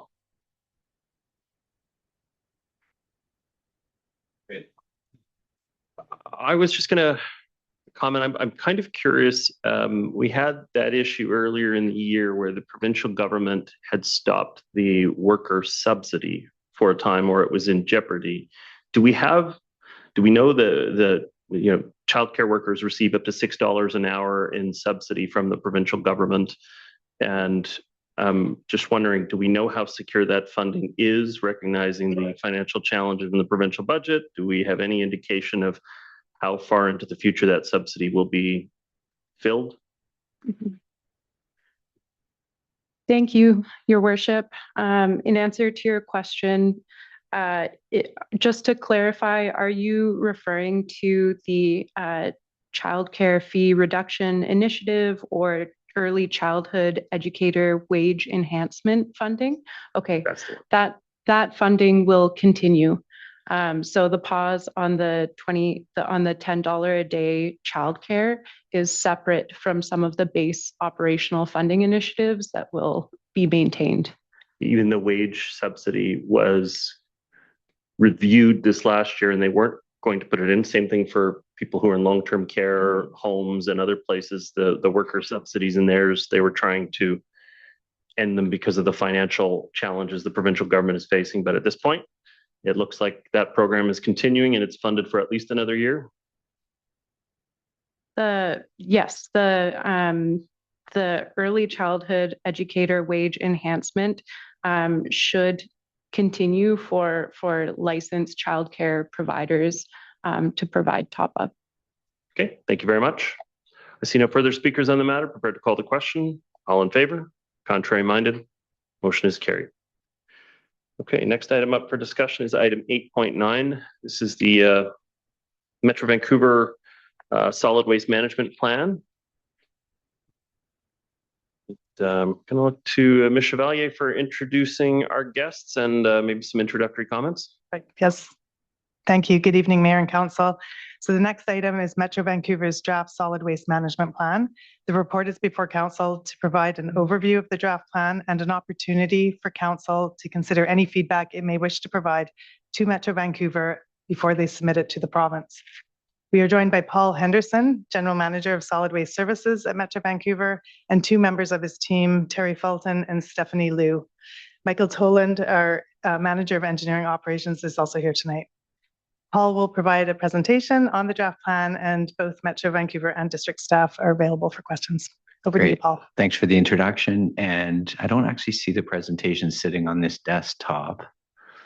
We have a stick that we can plug in, and this is Stephanie Liu, who's our engagement lead, and Terry Fulton, who's also with me. And Stephanie has brought a stick. If someone will just show us where to plug it in, that would be spectacular. Sorry. If you want to set it up. Great. And so Stephanie's doing that, so we're happy we brought it back up. So just first, I wanted to thank District of North End staff have been very, very collaborative with us in the development of the solid waste management plan. And I also wanted to acknowledge Councillor Muri, who's on the Zero Waste Committee and has been a very engaged member of the Zero Waste Committee. So with that, we thank you so much for giving us the opportunity to speak, give you an overview of the draft solid waste management plan, and I'll just walk through it. This first slide talks about our performance as a region with respect to waste reduction and recycling. And you'll see as a region, the amount of waste per capita that's been generated. So this is the total amount of waste before recycling has declined by 13% since 2011 when the previous plan was approved. And at the same time, the per capita disposal rate has dropped by more than 20%. We also have achieved a 65% diversion rate, which is all of the material that doesn't go to disposal either at the waste energy facility or to landfill. And I also wanted to flag as a region, so we've been very successful. Our diversion rate is approximately twice the Canadian average, North American leading. And so we're very proud of that as a region. But I also wanted to flag just how we've done from a cost effectiveness perspective and really the focus of this next plan. When you look at, when we've reported to the board a number of times, we make comparisons with other similar jurisdictions. And just as an example, the cost per ton of disposal of waste. So the solid waste system here in Metro Vancouver is fully funded through tipping fees. Tipping fees here are less than in the city of Toronto, less than in the Capital Regional District, much less than in the city of Seattle and the city of San Francisco. So we've done very well. Many other communities, because their systems there's a whole range of reasons, but they've been forced to move the cost of solid waste management into property taxes, which here fully funded through tipping fees. So trucks drive over the scales, we weigh them. The entity pays for the waste on that basis, including all the member municipalities. Solid waste management plan, it's been a long process to get to an updated solid waste management plan. And you see where we are now is there's a draft plan that has been endorsed by the GVS and DD board on April 24th, where you'll see at the very end, the next steps. We're in the midst of an additional engagement period to August 1st, where any additional comments on that draft plan will be received. Subsequently, it'll be submitted to the Minister of Environment and Parks, along with all of the comments for consideration by the Minister of Environment and Parks. This is the hierarchy of the solid waste management plan, and it really mirrors the provincial hierarchy of starting with activities that reduce the amount of garbage all the way down to disposing of as little as possible. And you'll see that the top of the hierarchy actions, rethink, reduce, reuse, are key to the plan. One change from the last solid waste management plan with respect to this hierarchy is that we've included both landfill and waste energy as dispose. And really in practice, that's how we've considered both options. We've never included waste energy as one of the waste reduction initiatives. This is a plan at a glance, really high level. It has 6 goals: rethink, reduce, reuse, recycle, recover, dispose, 30 strategies, and then 120 actions underneath those goals. Engagement, there's been extensive engagement in the development of this draft solid waste management plan. We've worked with member jurisdiction staff. You'll see more than 70 meetings with member jurisdiction staff. It's gone to the Zero Waste Committee and the GVS and DD Board 48 times, to the Zero Waste Committee and 24 to the GVS and DD Board. We've reached over 23,000 people through engagement at the P&E, along with a number of other activities. The plan has, I noted, about 120 actions, but we wanted to focus in the plan some of the key areas of focus. And really, these are looking at across the hierarchy, where do we see the key activities that will achieve the goals of the plan. And I won't go through these, but you can look at them in the presentation that I think you have as part of your package. If you don't have it, we'll provide it. One thing there's been lots of discussion on is member actions around the solid waste management plan, member jurisdiction actions, along with all of the other entities involved in the implementation of the plan, are critically important. For this plan, they've been developed iteratively with a lot of input from members, particularly through the REACT Solid Waste Committee. What the key activities are around opportunities for collaboration, and throughout the plan, it's very clear that these actions are not intended as things that member jurisdictions must implement, but they're rather areas of focus that member jurisdictions individually can decide if this is important to our community.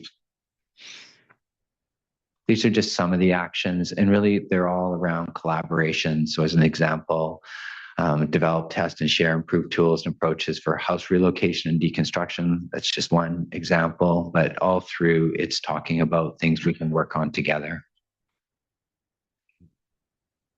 Next steps to finalize the plan, I already noted, it was endorsed by the GVS and DD Board on April 24th. There's an additional comment period that runs until August 1st, and then the draft plan would be submitted to the Minister of Environment and Parks, along with any additional comment. And just one last thing, back to the question of affordability and cost effectiveness, lots of questions around the development of the plan with respect to that specifically. And affordability, we stress over and over again, is just a key guiding principle of the solid waste management plan. And when you think the solid waste function, it's different than other functions in that it's directly funded by the people that are dropping off the garbage, and our tipping fees are posted at our facilities. So we're very, very cognizant, because that's what funds the system. So we're always working to ensure a cost-effective system. And it's clear within the plan that the process with respect to actions in the plan is that any actions that require additional investment would go through the normal process of approval of activities through the GVS and DD Board. Similarly, at member jurisdiction level, that's the same process as the member jurisdictions will decide what actions are appropriate for them to implement. So it's a key element of the plan, and just reinforcing that the commitments with respect to additional expenditures, additional funding, are all subject to consideration by the GVS and DD Board through normal budgeting processes. Sorry, that's the end. That's it? Yeah, sorry. When I nodded that meant I was finished. Sorry. I should have been more clear. Thank you for your presentation, Mr. Henderson. I've got a motion from Councillor Ma. Sorry. I thought Councillor Murray might take. Councillor Murray's on if you want to yield to Councillor Murray, that's fine. I will. Councillor Murray's on the zero waste board. Would you like to make a motion? I'll move the recommendation. Thank you very much, Councillor Moss. Second, thank you. Councillor Murray, go ahead, please. Thank you, Mr. Henderson and staff for coming and helping us walk through this plan. I think what sticks out for me the most is the dedication of staff and the unprecedented amount of consultation and communication that has gone into this work. Garbage is complex. Solid waste is complex, but it's exciting. And the solid waste department is always excited to go to work and talk about their jobs and the work that they do. And I think one of the most standout part of this organization and the work that you do, Mr. Henderson, and your team is that we are leaders in North America. People come to us to understand how to do these things. We host the Zero Waste Conference. We've done that successfully for many years. It's a great event that brings people from all over North America to understand the complexity of being one of the largest consumers in the world in Canada.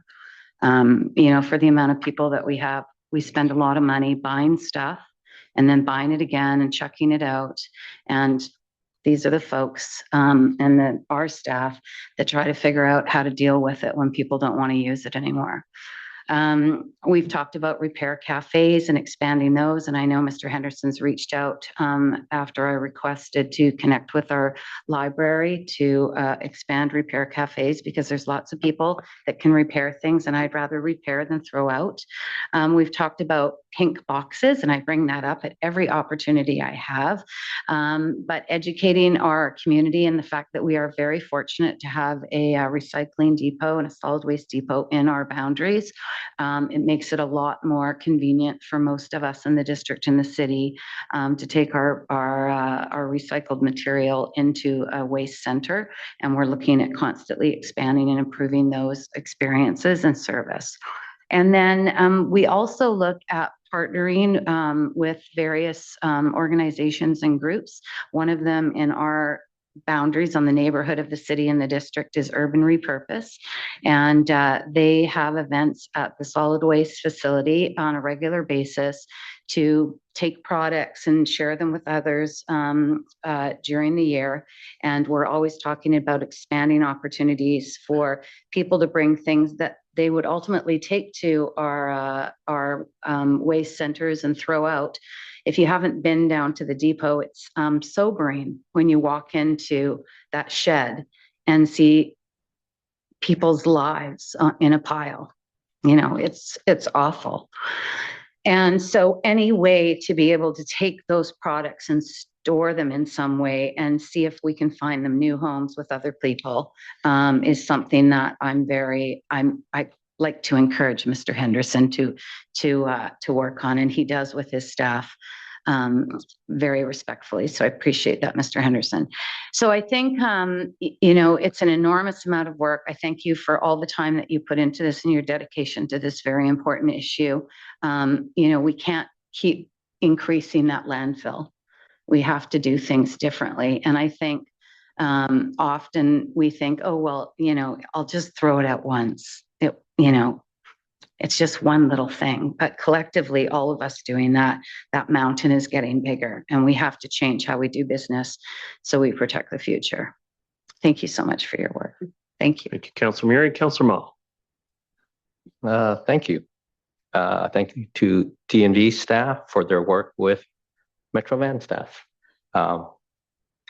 I don't profess to be a subject matter expert or that familiar with solid waste management, so I do rely on the expertise of our staff. And maybe if I can pose a question to our staff, this is quite a large and extensive report. And what I come away with is this appears to be something that, as Mr. Henderson, Paul said, that we consider doing. Like, it's not a must, but maybe we should do it. I'm just wondering if staff has anything that they want to highlight in this report. And here's an example. I was reading on page 6. It talks about potential higher tipping fees. So trying to work this through. If this program is successful in diverting, does that result in higher tipping fees to kind of still hit targets? And if so, how does that work out for the district and residents based on this implementation of the plan? If I misunderstood it, please let me know. Yeah, there was the question from district staff. Do you want to speak first or do you want me to speak? Up to you. Through the mayor to Councillor Ma, I'll take a stab at this and then perhaps Mr. Henderson or Mr. Toland would like to pipe in as well. But I think what we're saying in the report is obviously to make progress on these targets. It's going to take investments into new programs and things like that. So there is an expectation that there will be costs associated with taking those actions, either through Metro Vancouver's budgets or through our own, as member jurisdictions budgets. But so it will have an effect on tipping fees, and those could potentially go up in the short term. But what we're saying is that there's a longer term benefit to increasing the length of the life of the landfill and deferring those large capital costs and the shipping of waste outside of the region. So there's maybe some short-term cost to making progress in this plan, but there's a longer-term benefit to it. Yeah, and just the reiterating that the GVS and DD budget is set by the GVS and DD board each year. And what we do is the board approves the subsequent year's budget and then a 5-year forecast. And what the target we've had is it works out to about 5% per year increases, which we understand is high, especially with CPI being about 3%. But what we've seen is that the combination of, as we invest in new capital infrastructure and then just cost related, the vast majority of the costs of our system are through contracted services. All of our facilities are operated by contractors, all through competitive processes. And as we're implementing and going through those procurement processes, we're seeing increases in costs that are above the cost of inflation. So in the end, because the system is funded through tipping fees, that's what drives those tipping fees. But it's absolutely, and as I mentioned previously for us, particularly given the way the service is funded, it's critically important that we're always looking at ways we can reduce costs. So we're always doing that. So I appreciate that. And this is my general feelings. I think people, when they're shown consequences of actions, I think people are willing to, do the right thing. But that becomes challenging in current times when doing the right things means that I'm paying to do those right things. That's hopefully we can get to a situation where people don't have to make that choice, doing the right thing and paying more. Hopefully doing the right thing will actually maybe save some money. If that's a thought. Just looking further in the report on page 5, it gives examples of potential member jurisdiction actions. If you can help maybe staff or Mr. Henderson clarify, is that necessarily district-led, or is that something that's led by Metro Van? And something that comes to mind, and we both talked about urban repurpose, and that's where we met last time. And is potentially one of the actions, maybe highlighting some of their activity. And just let everyone know, they're having a public event on Saturday, September 12th, right in front of their location. So go out and see Tom. But Mr. Henderson. Yeah, I would suggest district staff may have some additional comment, but in the plan, the municipal actions are primarily areas where the initiative is either a joint initiative or a Metro Vancouver led initiative, and then municipalities have a key role in the success of it, and that's why the way it's structured is that there are potential focus areas with respect to the whole plan. Obviously, it's a long-term plan with many actions. The engagement with municipalities on exactly what's going to be implemented when will be continuous over the life of the plan. And so in general, the actions that we have identified are really collaborative initiatives, mostly led by Metro Vancouver. Yeah, no, that's great. Always looking to work better with Metro Van. And I think what would probably help me and maybe other residents is knowing the challenge, but knowing what we need to do. If you tell me to do 1, 2, 3, and I support this, I will do 1, 2, and 3. We just need to know what those are when it comes time. Yeah, and we all know the answers are never simple, as Councillor Murray noted. Okay, thank you. Yeah, just welcome. Some of my own comments here. I miss being on the Solid Waste Committee. I was on there for probably half of those updates to the committee that were on there back in the day. I just wanted to sort of make two comments. Well, questions first, I guess. I was a bit surprised by the construction and demolition diversion baseline. My recollection was that the amount of waste by ton from construction demolition debris was dramatically lower than that. And so I was surprised to see 81% diversion from construction waste when it forms almost half of our waste disposal by tonnage. Do you have a comment on that? Yeah, when you look, so that 81% is looking at the construction and demolition sector, and it's the portion of all the material that's generated that ends up being recycled. And construction and demolition waste, it's when you look at the numbers, it's not misleading, but because certain elements of the construction demolition waste, particularly concrete, are very heavy and have a very high recycling rate, you end up with a recycling rate that potentially hides some of the challenges with respect to construction and demolition waste. So there's roughly about 400,000 tons per year of wood that continues to be disposed of in the region, and where you have this really high recycling rate or diversion rate but you still have challenges with respect to managing materials. So one of the key action areas within the plan is working on ways to increase the recycling or the diversion of those wood products. And what we typically see, the wood that's being disposed of is the composite wood and painted and treated wood, which is more challenging to recycle than the clean 2x4s that can be used for a range of purposes. In that same part of the report, I was surprised to see multifamily significantly lower in performance of diversion versus single family. Is that in part because they have dramatically lower per capita solid waste usage, and or how would you describe the difference between them? And yet you have aggressive targets, 60% diversion for multifamily, which is a massive change from the 37%. How are you going to get there, I guess, is the question. Yeah. And with multifamily compared to single family, there's some things, again, that make the numbers potentially, again, not misleading, but there's more to the story.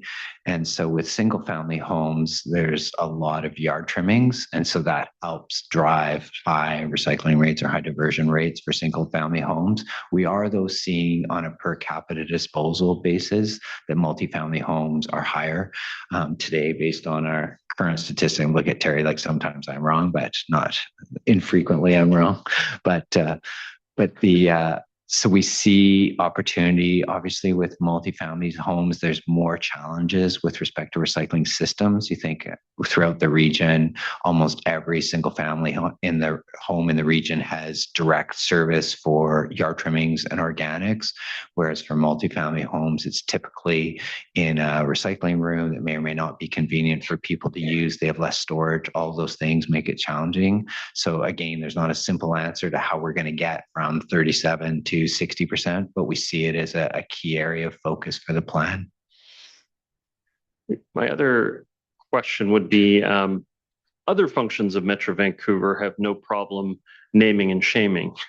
So, within water function, they rank municipalities by their consumption per capita. Within the liquid waste, they measure effluent outflow, diversion, rainwater ingress, and they compare the municipalities.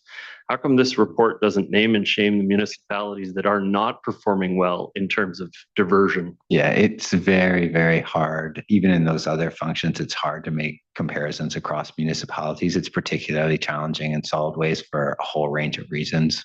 And just as an example, so when you think of commercial or multifamily collection of waste, it's not restricted to individual municipalities. So we know how much garbage is coming into our facilities, and we know generally whether it's from multifamily, multifamily or commercial / institutional or single family. But you think of the commercial, institutional, multifamily, you really don't know even what municipality it's coming from. So it's really challenging to make comparisons across municipalities, and we don't see it as beneficial in our particular case. The place where it is beneficial to some degree is municipalities are very good at copying best practices. Yeah. And if a municipality is doing something like construction and demolition waste diversion better than another municipality, it's one way you can tell that story. And I know we've brought in regulations for dismantling homes that I don't think a lot of the other municipalities have. And so I'd like to see what the best practices are. And that's one way to draw out the best practices, I would suggest. But no, thank you. Appreciate your answer. Yeah, and just on that, we do, that's one of the key functions of the REAC Solid Waste Group, is sharing those best practices. And we often write reports to the Zero Waste Committee kind of outlining what practices are in place in individual municipalities. And we really have seen that helps share the best practices across the region. Where are we at in terms of the life expectancy of the existing landfill? And I know policies have changed since I left the committee on that matter, but where are we at in terms of the lifespan of the Vancouver landfill? The City of Vancouver and the City of Delta and Metro Vancouver entered into an updated agreement in January of this year that extends the life of the Vancouver landfill to as late as 2050. There was a possibility that it could have closed as early as 2030. So it was an important agreement. And the news release we did at that time noted that by extending the life of the landfill, it avoids future tipping fee increases of up to, in fact, more than $300 million over that additional lifespan. So it was a very important agreement, and it really added the stability for the plan to be able to say, what are we going to do with waste over the duration of the plan, which is expected to be next 10 to 15 years. With the exception of the industrial, commercial, and institutional IC&I waste tonnage, what else is being shipped out of region at this time? The Metro Vancouver, with respect to garbage, there's about 1.1 million tons of garbage that requires disposal each year within the Metro Vancouver and City of Vancouver system. Of that, all but about 15% is managed at the Vancouver landfill or the waste energy facility. We have what we call contingency disposal contracts with 3, we call them remote landfills. So 2 landfills in the United States, 1 in central British Columbia, where we send any garbage that can't be managed locally. We work really hard to minimize that because we pay for each ton that's shipped to one of those facilities. Thank you very much. Council, I see no further questions at this time. Thank you. Okay. Double check. I believe the motion was receipt on this one. Yes, and so prepared to call the question. All in favor? Contrary minded? Motion is carried. Thank you very much for your presentation. Thank you, staff, for your responses. Next item up for discussion is item 810. This is disc golf service levels and options.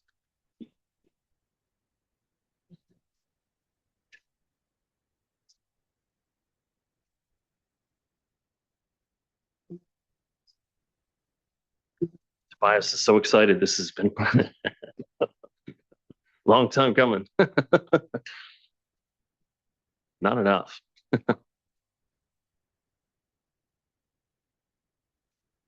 Look forward to your presentation. Thank you. Good evening, Mayor and Council. My name is Graham McInnes, Parks Designer, and I'm here tonight with Adam Vasilovich, Section Manager for Parks Planning. And tonight we are presenting on our disc golf service level and options assessment. Council directed staff in October 2024 to review existing disc golf facilities on the North Shore and identify options for potential course in the district. This work also considered findings from NVRC's facility and amenity assessment, which was officially published a few months ago in April. And just a side note, we've included some precedent photos throughout the presentation of various disc golf courses, and some are here on the North Shore. Staff's approach to this work included three main components. First, we reviewed existing and planned disc golf facilities across the North Shore and the Lower Mainland. Second, we consulted with other municipalities, staff, and local interest groups, including some meetings with and site visits with North Shore Disc Golf Association. And this helped to understand lessons learned and key operational considerations. Third, we conducted a structured review of all District of North Vancouver parks, including park screening, test fit analysis, and this process narrowed the list to 17 parks, which were then evaluated using a criteria-based assessment. And our assessment found that no single district park met all criteria without some trade-offs. And we've benefited from reviewing similar work undertaken by other municipalities and learning from their experiences. And through this, several key challenges have been identified, including potential conflicts with other park users, environmental impacts such as soil compaction and vegetation disturbance, and neighborhood considerations such as parking demand and after-hours park use. Additionally, many successful disc golf courses rely on supporting amenities like off-street parking and washrooms, which are not available in all district parks. And disc golf is currently provided on the North Shore through a mix of local courses and informal park use. This regional supply of disc golf courses on the North Shore is consistent with other comparable communities, according to NVRC. And additionally, new facilities are being planned in West Vancouver and at Mount Seymour Resort. And this suggests that disc golf service levels could increase without requiring immediate district investment. Recognizing that there is both interest in disc golf and some associated challenges, facilitating the temporary use of parkland for events and tournaments provides an opportunity to support disc golf in the district while minimizing costs and risks. This also provides an opportunity for the district to assess demand and impacts, learn from other jurisdictions, and monitor development of planned courses elsewhere before considering permanent infrastructure at this time. And so thank you very much. Happy to answer any questions that council may have. Thank you. Thank you. Councillor Back, I see your hand up. Are you moving a motion? I'll move the recommendation. Thank you. Seconding. Go ahead. Thank you, Mayor Little, and thank you very much for the presentation. Really pleased that we're having the conversation here tonight based on the motion I brought forward back in October 2024. I continue to think disc golf is one of those recreational activities that does check a lot of boxes. The affordability of it, accessibility of it, and the fact that it does cater to a wide range of ages and abilities. I wanted to just see if we could get answers to some of the questions that were raised by the Disc Golf Association in terms of the park selection. The first one being Inter River Park. One of the points being that Inter River wasn't evaluated as a potential location. I'm just wondering if staff could comment on that. Sure. Yeah, we did review every district park. We did take a look at Inter River. We met North Shore Disc Golf at Inter River maybe twice, I think, just to review potential options for different course layouts and things like that. But it's, I mean, I think the work that we did is a testament to how successful district parks are. It's getting hard to find a spot for some things. And Inter-River is doing a lot of things for a lot of different user groups. And it seems like it's just getting busier. But we did explore some potential course layouts there. Lots of trails, lots of off-leash dog use in the park. So we did look at it, but it didn't rank as high as some of the other options. Okay, thank you very much for that response. And then just the other question around, because I know this was an area that I think some of the association members had looked at for a while, and that's Braemar Park. Could you comment on the cost estimate on that one? How that breaks down?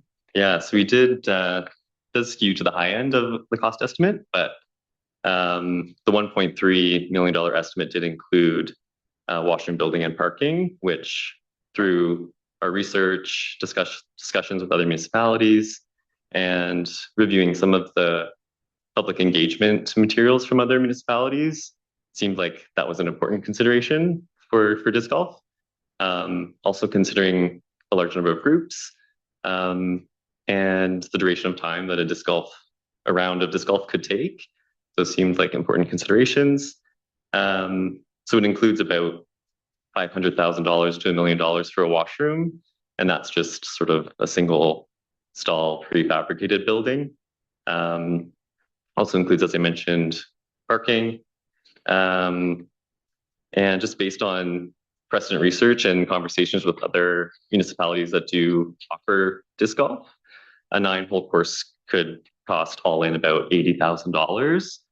But also the City of North Vancouver's redesign of Eastview Park, I think they earmarked $300,000 for that. So there is a wide range in terms of an estimate for these types of things, especially depending on different site conditions. Thank you. And I appreciate hearing those answers. And I certainly appreciate that we have a broader responsibility in looking at just disc golf. And a lot of these parks are trying to accommodate so many different uses. The $1 million for a washroom seems like a good deal given recent discussions we've had about washrooms. But I appreciate that we're continuing to have this conversation about disc golf. I hope that we'll be informed by how this temporary arrangement at Cleveland is used, and we can monitor the success of it there. And also encouraged by the fact that there are other facilities opening across the North Shore. Most recently, as you've highlighted, the City of North Vancouver's recent decision to invest in Eastview Park. So I think while a permanent course might not be the right fit for today, I don't think that closes the door forever. As we know, recreation trends continue to evolve and opportunities change over time. So based on the information that we have today and the work that's gone into it by staff, I'm comfortable supporting the recommendation that's in the report. So thank you very much for your work. Yeah. Thank you, Councillor Back. Happy to second the matter, and glad to see this particular one going forward at this time, even though it's temporary in nature. I guess my first question would be about what's the most fun place to play a disc golf? Because it would seem to me that you want to be sort of in a glade forest kind of setting, somewhere with some natural challenges, maybe a little bit of a blind curve, some trees to work through.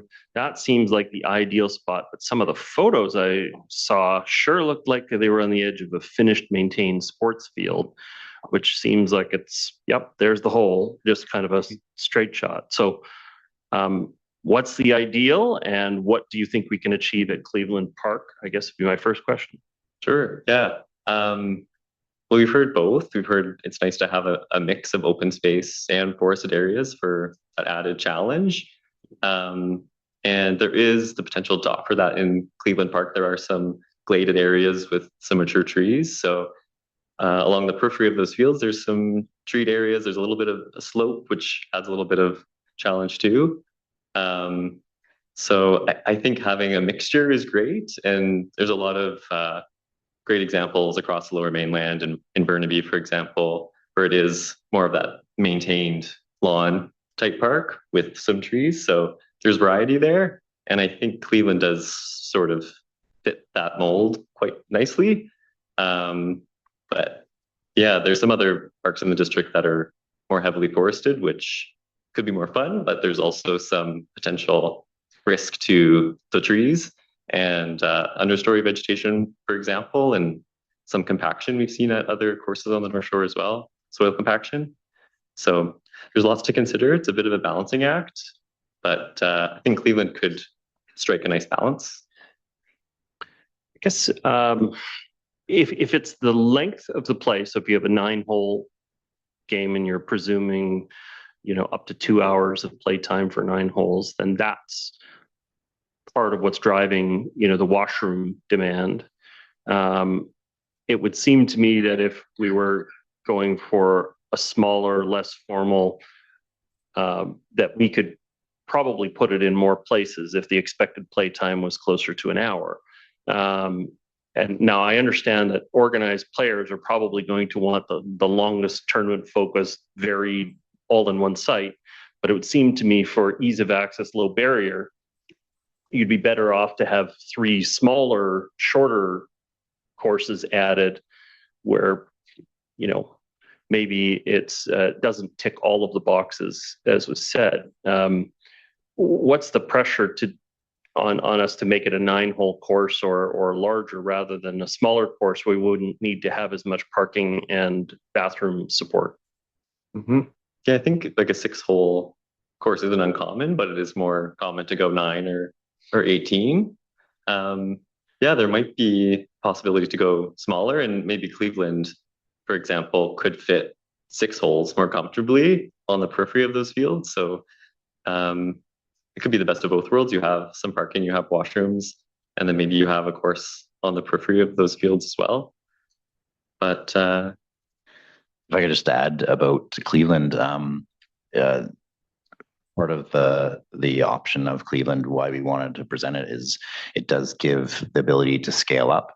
So we're suggesting a group could book those fields and they could expand the course. So North Shore Disc Golf has shared that they either have baskets or they could get portable baskets, and then they could set up a larger course on those in that space as well. So this option gives us the ability to expand it and test to see if that's capable and it's appropriate for the space in a temporary form.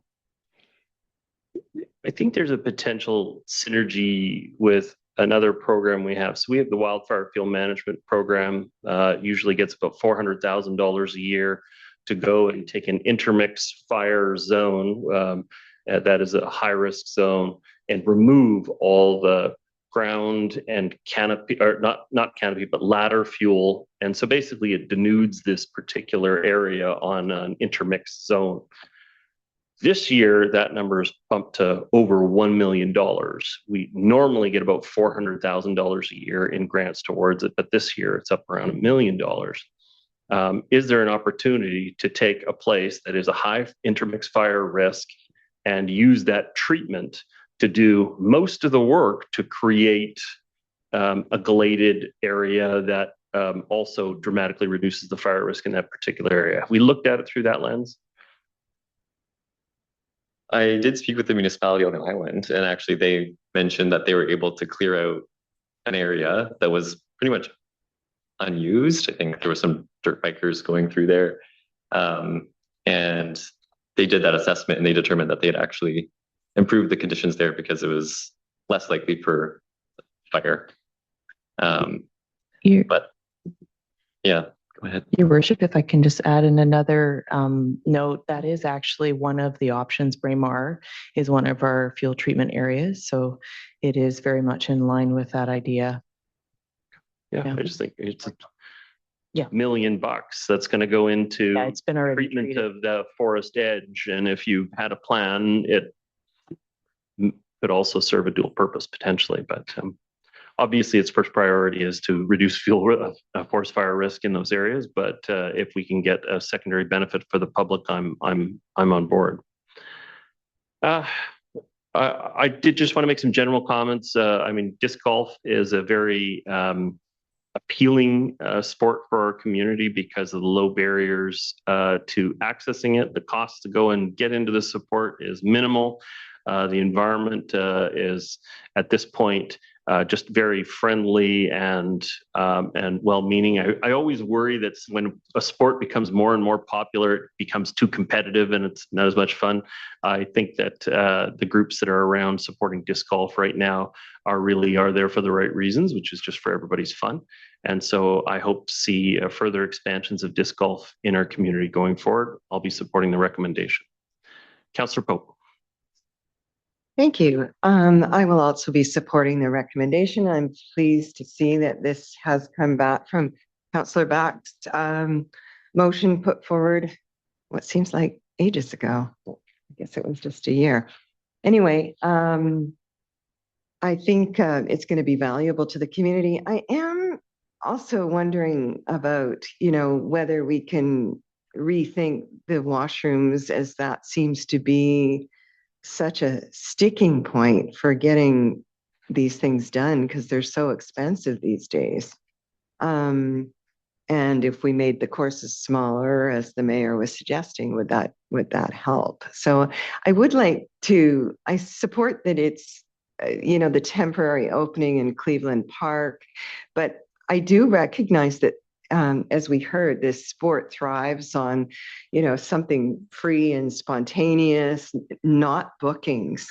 And it's also very weather dependent, whether a family wants to go out in the pouring rain, but to play some disc golf. And so does it have to be in the form of advanced bookings? Why does it have to be that way? One thing that North Shore Disc Golf was advocating for was like an 18-hole course for tournaments. So that's one thing about Cleveland that we think works well, is that you could have 18 temporary baskets there, and then you have facilities for sort of a larger scale event. So yeah, they're advocating for those larger events. That seems to make sense. But yeah, if I could just add to that, you wouldn't have to book the whole park. There would be baskets around the periphery of the sports fields, so there would be opportunity to use that space on a regular basis. You mean not have to book it? Not all the time. Not all the time. I don't quite get it. How would that work? So if you wanted 18 baskets, then you would want to book the fields as well, so you expand it. Okay. But if we think we could probably fit nine baskets in there without that booking piece. And so people could go spontaneously and wouldn't have to book if they were only going to go for 9 holes. Is that what you're saying? Starting out with the booking would give us the opportunity to test it out, and we could see if maybe having 6 or 9 baskets on the periphery could work well. Yeah. So I think there is the opportunity at Cleveland to do both. Like, you could have an event, you could have 18 holes that are just impermanent. You can move those around, try different configurations, and we could learn from that in terms of having something more permanent there in the future. I can just, through the mayor to Councillor Pope, I think another advantage of this approach with Cleveland is that it really provides us with quite a bit of flexibility, and it provides us with the opportunity to test and learn a little bit without making a very huge investment, because we already have washrooms there, we already have parking there, so we don't need to worry about those two things before. And I think it will actually give us a lot of learnings that we can then apply as demand evolves and as we monitor trends elsewhere on the North Shore. We'll have a lot of learnings from the use of that particular area. And, as we know from the City of North Bend's experience, it started sort of as an informal course. It was originally 9 holes, and then it was scaled back to 6 holes, and now they've essentially redesigned the space so that really the most of the inner core, I believe, of the park is the disc golf course, and so it's now gone back up to 9 holes, and then I think the walking trails are around the periphery of the park. So I think, as things evolve, we'll have an opportunity to learn and to test. And as I say, this is sort of a way of beginning one step towards how we support disc golf more broadly. Yeah, I wasn't actually questioning any of that. I'm only concerned about bookings because I think it can be the death of a facility when there are bookings. And we've certainly seen that with the city of Vancouver's public pool at Kitsilano. And obviously we all want it to be successful and see as much uptake as possible. So that to me means no bookings. So I hope that we can work that out so that it doesn't have to occur. Thank you. Thank you. Councillor Ma. Thank you.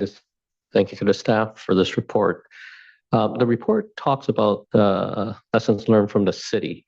I was wondering if there was any analysis of the reasons why the pilot at Myrtle Fraser pitch and putt did not continue. Did it have to do with it being in the winter months, or I'm just trying to understand that? Yeah, I think there was some discussion about, actually, I'm not sure.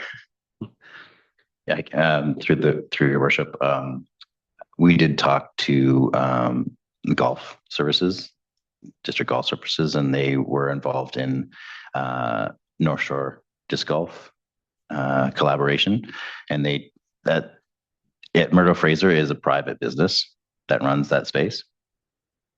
So they lease that space from us. So it doesn't affect their business. Okay. And it was, from their perspective, it wasn't a money-making type of business. Thank you for that. The report talks about temporary course installations. Can you just how does that work? Are there baskets or holes set up?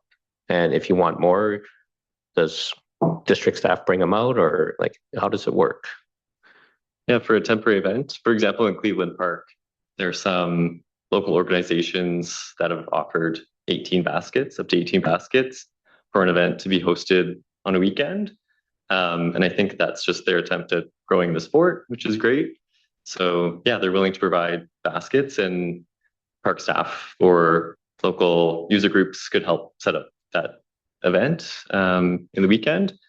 So yeah, they would bring the baskets in. You would post something on there's a website where disc golf events are advertised, and the public will know about it, and they can show up and play. So typically it's for a weekend. So would they get a little outline of where to put baskets so it's not to, have conflicts with other users? And would there be a need to put up signs so other people just walking by don't accidentally walk through a game, because it might be there one weekend or it might not be there one weekend, but then be there the next weekend when there's a event. So I'm just trying to understand how the mechanics of that's going to work. Yeah, I think signage seems to be pretty crucial, just so people are aware that there's flying discs and projectiles, and also letting disc golfers know where the course starts and ends and how to find their way through the course. So signage is definitely important. And I think just getting the word out there in terms of communication, so letting people know that there's an event taking place in the park. In Cleveland, for example, it would be done through the field booking and park permitting process. So they would have that dedicated space for that sport at that time.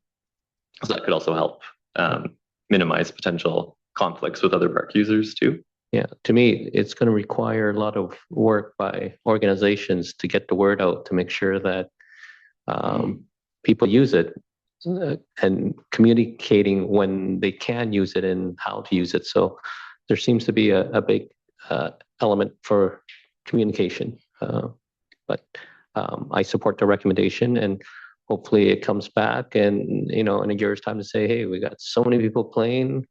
We need to figure out how to do this force thing and get some more space. So, okay, thank you. Thank you. Councillor Hanson. Yeah, thank you very much. Thank you for your work on this initiative. I have played disc golf and I enjoyed it. Something I might like to do more of for all the reasons Mayor Little discussed. Just following up on the vision of the temporary use at Cleveland Park, as Councillor Mall was discussing. And I guess a couple of simple questions. How many days a year would you expect it to be up and running and available for people who want to enjoy disc golf? And in terms of the cost, the district is going to be incurring an operating cost of $1,000 per event or something less than that. But is it your understanding that that's going to be recouped through some kind of fees or participation fees, or just how that's going to work? Thanks. Sure. Yep. I think it depends on the number of days that the organization would like to offer events or what we're able to provide. But it could be a weekend, a month. But as Adam mentioned, it's pretty scalable. So if there's lots of demand for the sport, you could do multiple weekends throughout the year. And checking with NVRC, there's availability throughout the year at Cleveland Park, which is another nice reason why it could work well. But yes, there's lots of opportunity to potentially scale that up or down depending on interest. And it's about $23 an hour to book a field. And I think the park use permit is around the same, $23. And in the past, North Shore Disc Golf has charged, I believe, a small fee for those temporary events that took place at Murdo Fraser. So that's an option. But yeah, I think it would depend on the success of the sport. Yeah, just sort of a closing comment on it. I mean, my predecessor had an adage he kept bringing up through the course of his term, where he said, if the facts change, so do I. If I had one, it'd be more Voltaire, where it's don't let the perfect be the enemy of the good. We can roll this out and we don't have to wait for the perfect situation to support it. It's the kind of thing you could do step by step. And if we're waiting for the perfect storm of bathrooms and parking availability and transit route and whatever else we may be considering for a space, I think we're going to be missing out on a lot of fun that could be had in the interim time. And so I hope we are completely open to alternatives and maybe steps on a longer term direction on it. Because I have to say, I'm supportive of this, but I wish we were further along at this point in this. So, Councillor Murray? Thank you, Mayor Little. You've just prompted me to just remind ourselves of the challenging budget that we're facing, with your indication that you're interested in more expensive options, i.e. $1 million bathrooms, when we're looking at $7 million bathroom replacements in Kate's Park.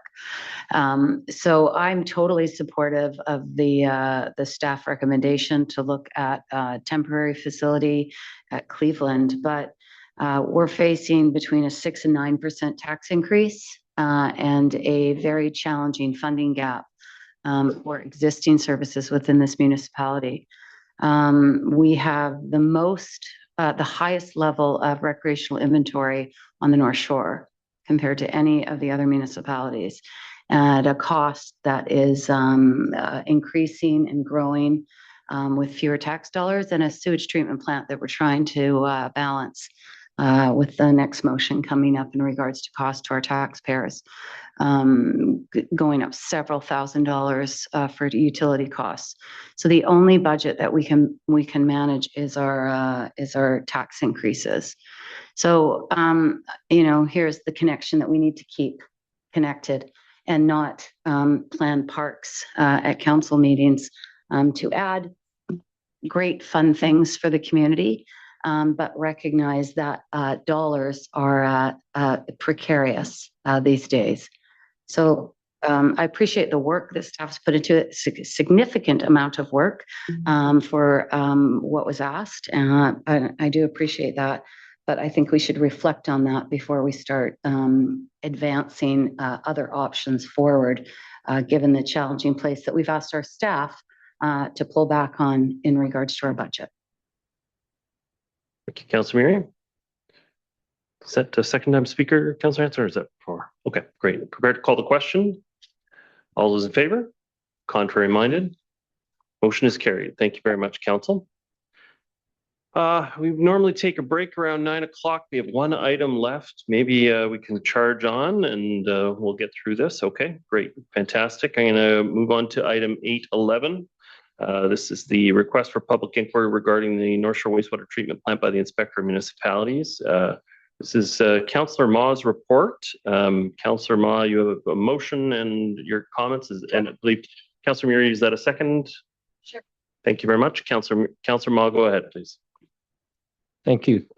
This is just another step with a goal to keep this issue in front of the provincial government so they take action on the 3 requests made by Mayor Little and Mayor Buchanan during their meeting with the Premier back on March 5th in Victoria. Specifically, the 3 requests are a public inquiry on what happened at the North Shore wastewater treatment plant, a provincial review of Metro Van's governance framework, and a fairness mechanism to protect municipalities from bearing the cost of massive uncontrolled cost overruns on regional mega projects. The suggestion to file a complaint pursuant to Section 765 of the Local Government Act was brought to Council's attention by the North Shore Neighborhoods Alliance, and I agreed to bring this forward to Council. I want to thank Dan Anderson and David Marley, among others, for their work on this. And even with Metro Vancouver's recent announcement of a review is appreciated, but it's not truly independent. Bottom line, with respect to the other elected officials on the board of Metro Vancouver, many I know, we need answers, and those answers need to come from an independent public inquiry. This is the first step in trying to restore public confidence in the system. We need to know why all this happened. It's really that simple. And I want to thank Council in advance should they support this motion. Thank you. Thank you very much, Councillor Ma. Councillor Murray. Thank you, Mayor Little. Yeah, I mean, we can ask again. We keep asking. The mayors of the North Shore have met with the Premier, Minister Boyle, and we wait for a response from the Premier. We received a letter from Minister Boyle, but no action has been taken. It's curious to me that one of the reasons they may not be interested is because they are engaged in contracts with Acciona themselves, with 3 projects throughout the region.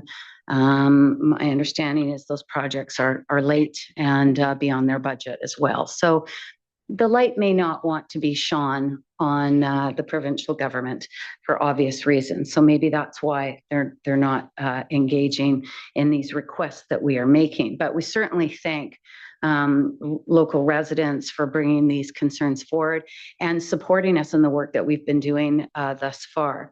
I guess I have a question about whether or not we reached out to the city of North Vancouver and the district of West Vancouver in regards to this motion. Are there subsequent motions coming forward from those 2 municipalities, given that we're all in this together? Councillor Ma, do you have direct communication with the city over this matter? Not. My understanding is Mr. Anderson sent letters to all 3 municipalities at the same time. So I am not aware of whether they have taken similar action or not. So I think when these reports are brought forward, it's important for us to make sure that we are reaching out to our municipal colleagues, given that we're stronger as a united front rather than working and advancing these protocols individually.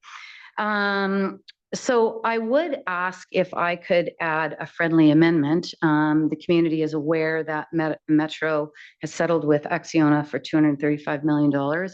And I'm wondering if the mover would accept the following that I've sent to the clerk. Yes, Mayor Little? So why don't you say what you want to say? What I would suggest is it's probably better as a separate motion. We can handle it, but not as an amendment because it's quite different than the original motion. So you can do it as a follow-up motion, but because it's quite different than the investigation side, I would recommend them as two separate pieces. Okay. Yeah. That's fair. I was just going to add, do you want me to speak to it at a separate motion then on these two items, or do you want me to just continue Why on? don't you say what it is, just so we know we're talking about it, Okay. and we'll So I was just going to request that we amend or provide a separate motion that council write to the GVS and DD board requesting that the full $235 million settlement received by the GVS and DD from Acciona be applied to the North Shore subregion to reduce the cost of the North Shore wastewater treatment plant with the benefit allocated to North Shore taxpayers, and that council reaffirm in writing to the chair, Metro Vancouver Board of the District of North Vancouver's position that any review of the North Shore wastewater treatment program must be truly independent, commissioned at arm's length from Metro Vancouver, preferably by the province of British Columbia or others, or the inspector of municipalities with terms of reference not determined by Metro Vancouver. I just think that's reconfirming what we've been asking all along. And this money has been applied to the project through resolution, and that was released in a public statement that Metro Vancouver made a few weeks ago after the settlement was affirmed. But the decision to apply it under the Tier 1 funding that would directly impact and offset the taxpayers of the North Shore. That decision will be discussed at the board meeting at the end of this month. And I think it would not hurt for us to send this resolution to the board and the chair and vice chair in advance of that meeting. In speaking with Mayor Buchanan today, she is also bringing this motion to her council this evening to seek support for this money being applied to the North Shore. So that would be my separate motion. Other than this, asking again under this additional section, I'm happy to support. So just because the one is about investigation and one is about reimbursement, I'd prefer if they were separate motions on the matter. So I'm going to deal with the first motion as it stands. Yeah. Councillor. If I can just add, I just remembered, Mr. Marley mentioned that the motion is coming before I think, I thought one of the councils on the North Shore next week. So, or sorry, in 2 weeks' time, I think. So I think both West Vancouver and City of North Vancouver have stuff going on currently. Yeah. City of North Vancouver, I had also heard that Mayor Buchanan was bringing forward a motion about the piece that Councillor Murray spoke about. And then I believe there was a councillor in West Vancouver that was considering a similar motion to what you've presented. Yep. But let's get back onto your motion. So the next speaker on the original motion is Councillor Pope.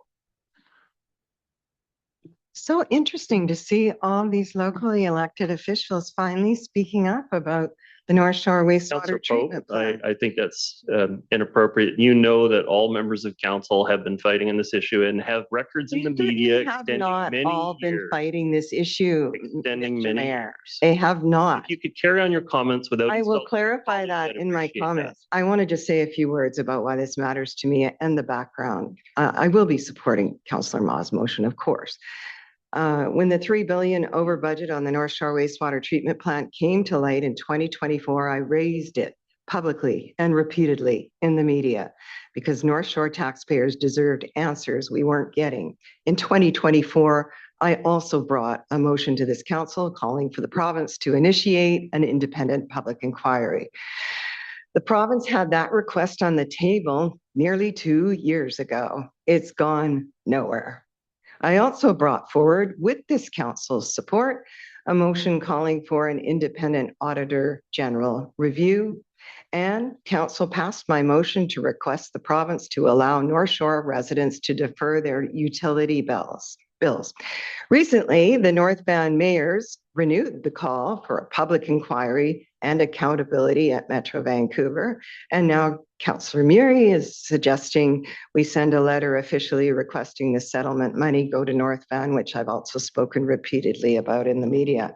So I'll be honest, I'm glad that other locally elected officials are finally speaking up about this. For a long time, I was the lone voice on it. It shouldn't have taken this long, and it shouldn't have taken this much public pressure for the province to be asked yet again to do what should have happened the moment this fiasco came to light. I'll be voting in favor, and we can always hope that one more step might finally lead to some change. Thank you. Well, just my comments on the matter. I have no problem saying that I have a public record on this issue going back many years before other council members, including Councillor Pope, who has been really good at bringing forward the concern, because when the issue became public back in 2022 on the breakdown of the relationship with the prior contractor, I was very public about the matter at that time, and very public about it many years before the comments that were suggested. So I find it offensive and disrespectful to me and to other members of council to suggest that we're in any way new to this issue and that it was a sole fight taking place. I have video record of me at multiple Metro Vancouver board and committee meetings on the finance committee and others talking about this issue. There's multiple North Shore News articles about me talking about this issue. So again, having any one member of council try to say that they're the only one commenting on it is disrespectful and insulting. As far as I'm concerned, Councillor Ma's motion is well considered. It doesn't take away from the original motion that we have, which is to support a public inquiry. I still have concerns that the independent investigation, because the details of it have been released and it does not include an account from Acciona as to what happened and what went wrong in their view. I worry that there's a glaring omission in the independent investigation, and it will mean that the only results we get will be from the perspective of Metro Vancouver, which I don't think will be adequate to fully answer the questions about what happened and what can we do to fix this so that in future procurement processes and construction projects don't suffer the same fates. And so I'm supportive of this motion. I am concerned that the inspector of municipalities doesn't have the power to act on their own directly without the support of the Premier's office, since the resourcing for that office is determined by the Premier's office. And so there is a bit of a challenge that had they wanted to, they could have already. And that's an ongoing challenge. When I met with the Premier directly on the matter, the response was, again, reaffirming if they are not satisfied with the independent investigation by Metro Vancouver, then the matter they will take other measures to review it. Again, I don't have a high level of confidence in that because ultimately so many of the provincial government projects in the last 5 years have come so far above the projected costs of them as well, that it would be hard for the province to call Metro Vancouver out when there's Site C, the SkyTrain extensions, the hospital replacement, a whole bunch of other projects that have gone far above their budgets. None of them quite so colossally as 5 times the budget, but they definitely have not met that standard either. In which case, it's probably a broader question that needs to be answered. We should have a white paper province-wide that determines how we're going to pay for civil infrastructure with the tools available to us, and maybe they're not the right tools. As we see construction costs escalating and the limits of what we call the bid process that we are required to work through, where every single project comes back way over the prices that we see in the regular private sector commercial market. So I'm frustrated with the whole system, but I think this adds to the previous motion, so I'll be supportive of Councillor Ma's motion. Councillor Miriam. Well, Mayor Little, I do concur with your comments in regards to Councillor Pope's comments. I'm not surprised. It's just, it's disappointing that we're fighting everyone these days. We're fighting each other. We're divided and divisive just when we think we're maybe agreeing on something and working together. We have to hear comments like that. You have no idea the amount of time and the amount of pushback that I entertain as the representative at the Metro Board, because you're not there. And you don't actually pick up the phone and ever ask me what I'm doing. I've spent hours debating and challenging my colleagues from around the region on this issue. I have worked with lobbying the politicians that voted against us in the region to spread the allocation across the region fairly, because they had a responsibility to wear their Metro Vancouver hat. And as they voted in favor of the direction that staff presented, I believe that there was an onus and responsibility on their part to also take the impacts of those decisions, which they did not. Now, that was a slim majority, and I believe that there's still an opportunity to, with the next board, to sit down and look at the allocation and look at something that's reasonable, so no one municipality or the 3 municipalities that are affected on the North Shore will have to take this onerous amount that none of us want to pay and none of us think are fair. But it is working together and collectively and communicating and not attacking. You know, I've never seen anything like what's going on in the media right now. The void of facts in many of the stories. Some of the people that are repeatedly interviewed that have been on council for very few years with little experience in regards to the functions of Metro Vancouver. There's a lot of information still to come with this review and multiple reviews, if that's what's going to happen. I think the community will wait for that to occur, and then they will make their decision. But I think going forward, we need to work together. We need to work with West Van, the City of North Vancouver, present a united front. And so I'm just as disappointed as you are with the comments from our colleague, Councillor Pope. I support this motion. Thank you. Councillor Back, first time. Thank you, Mayor Little. I'm also happy to support Councillor Ma's motion. I also agree that we need to work united across the North Shore. It's frustrating that we're continuing to kind of do this different things, different calls at different times. It's also frustrating to hear this kind of conversation around the table. I think anyone watching in this meeting would not have a lot of patience for the kind of personal stuff that's happening. I give credit to Councillor Pope for being a strong voice on this issue for the entirety of this term, pretty much. And you know, I know we're all working, but she certainly has been a strong voice on this particular issue, being the biggest issue really that we talk to people about every day. You know, people want to know what's happening. They want to have answers, and so this is just another call, another way, another angle, and I'm happy to support it. People need to understand what went wrong with this massive project, so that it never happens again. The project obviously still needs to be completed, but we need to get the answers that residents deserve. So I'm happy to support this, and I also agree with Councillor Murray's ask of writing a letter requesting that the settlement money of $236 million does go to offset the cost burden to taxpayers on the North Shore. So thank you.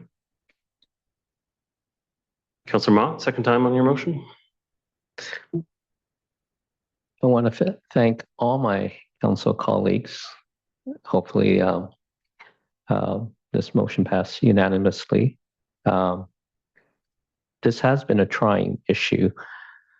You know, people are already concerned. It's, you know, there's a big amount for them to pay. And now, we have it here officially that, it'll be up to 1,100 by 2029. So those are significant dollars. From my perspective, I do know Councillor Murray has been working behind the scenes quietly, because I talk to people at LMLGA when they tell me that, we're still making an issue of it. And yes, we are, because it's unfair. And there are some people on the board, and I won't mention them, but they are supportive. And that comes from building relationships. And that takes time. And I also recognize, Mayor Little's and Mayor Buchanan's efforts.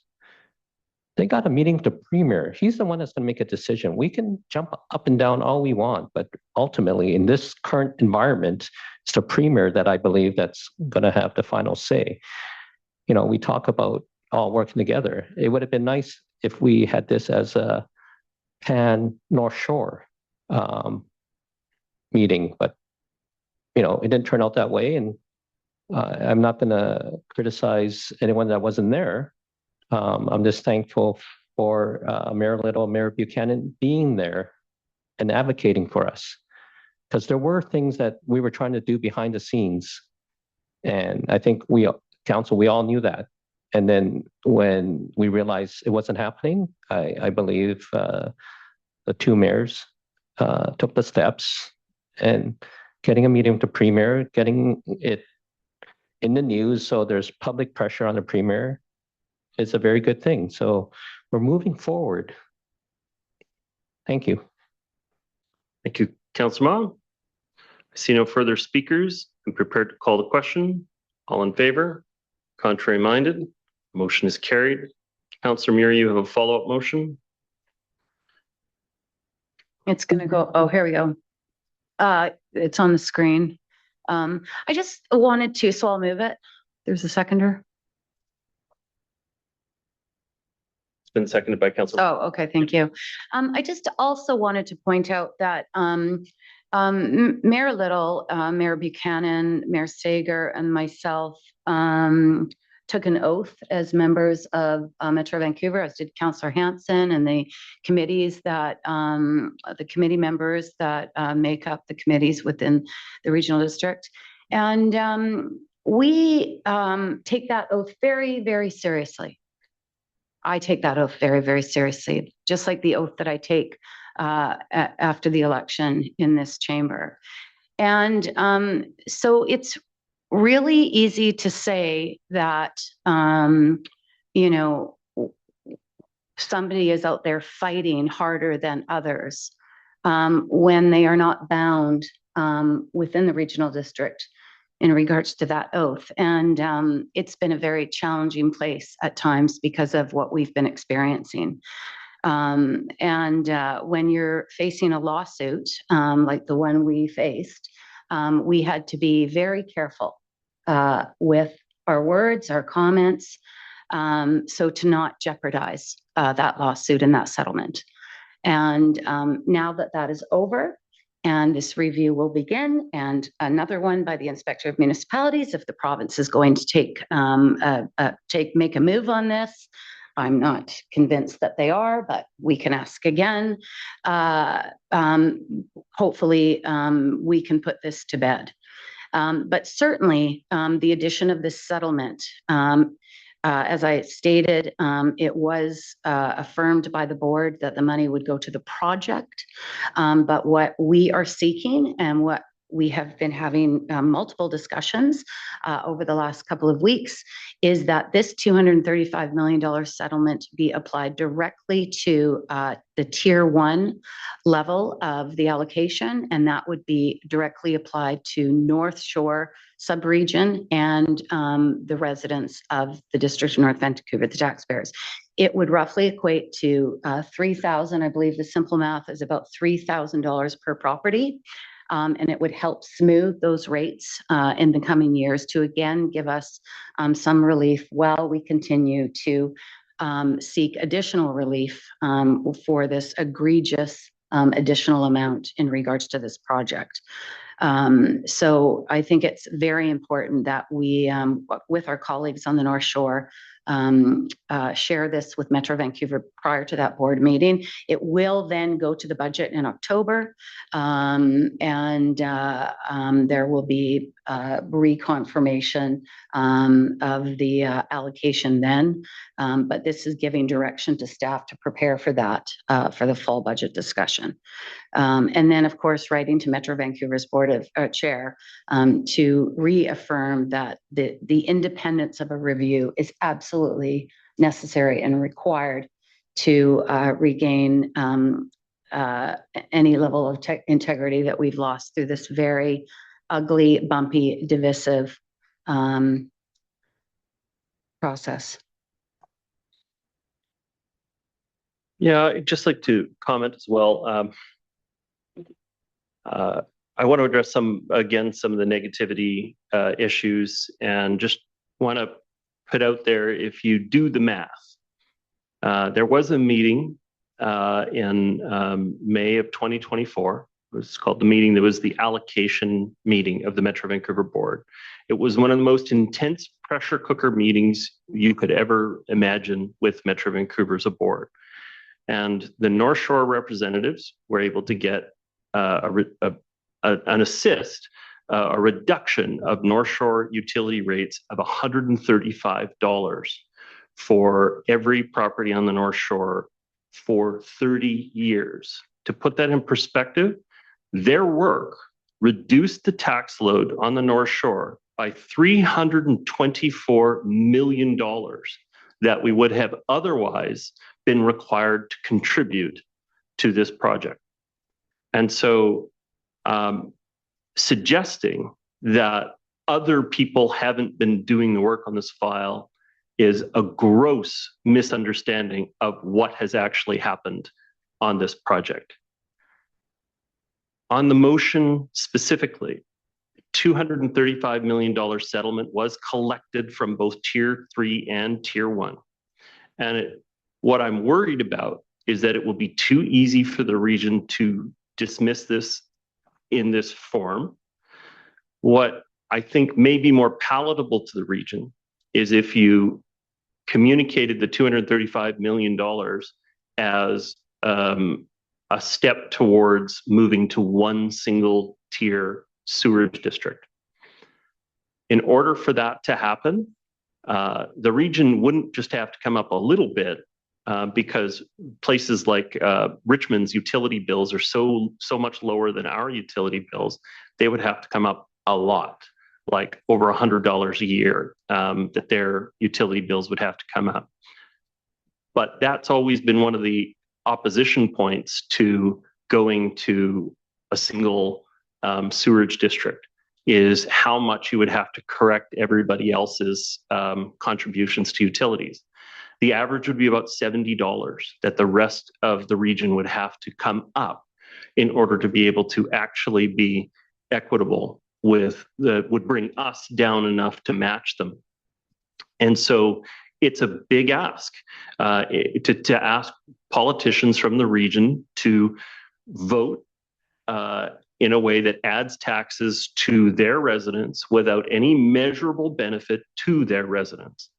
But at the end of the day, you still can't address the inequality within the system, where it costs you 4 times as much to flush a toilet in the District of North Vancouver than it does to flush a toilet in Richmond.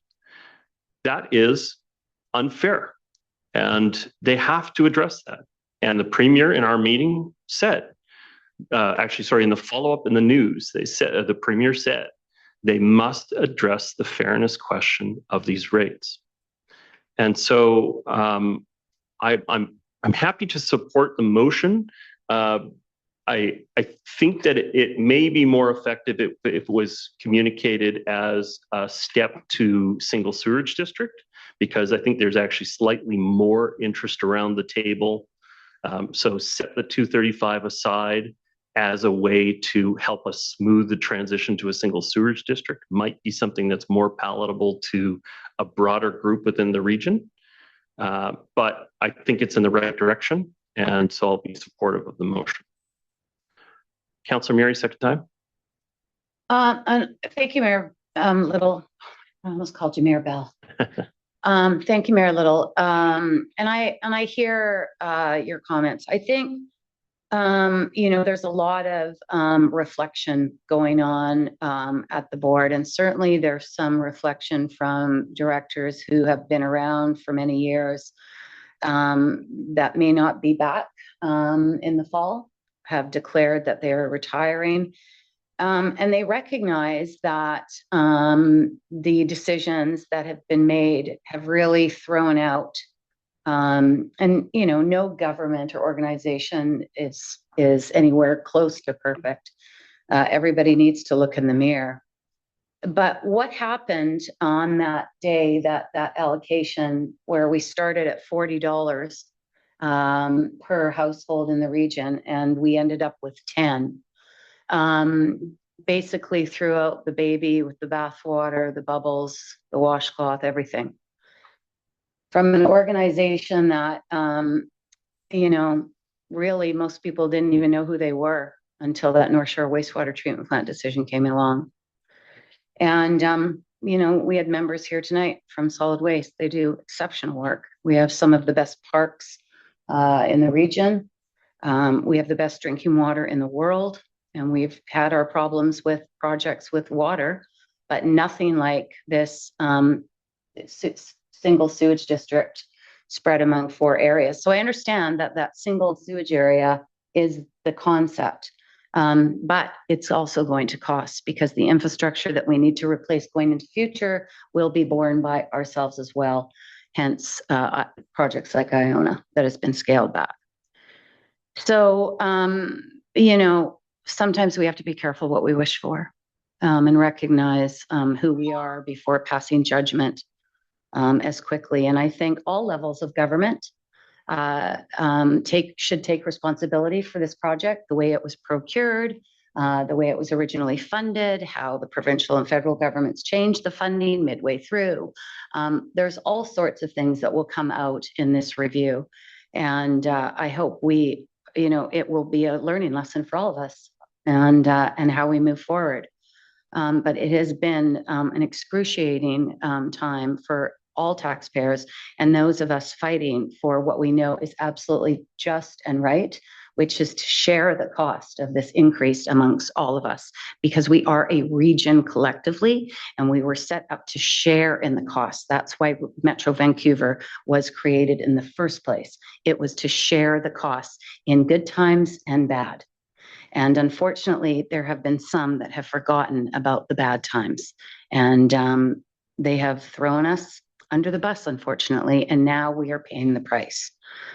So I appreciate the support if we get it for this motion, and we will continue to work on behalf of our residents at the board and do what we do best, which is push back when we need to push back. Okay. I see no further speakers on the motion. Prepared to call the question. All in favor? Contrary minded? Motion is carried. Okay, Council, we are finished with some time to spare for report. If anybody would like to make a report. Don't see anyone eagerly jumping up to make a report. So with that, we've completed the business of this evening's meeting. I'll accept adjournment. Accepted. Thank you very much to staff for your preparation of the reports for our consideration this evening. Thank you to members of the public for sticking with us through the evening's meeting. And thank you to members of council for your deliberations on these important topics. Everybody have a fantastic night.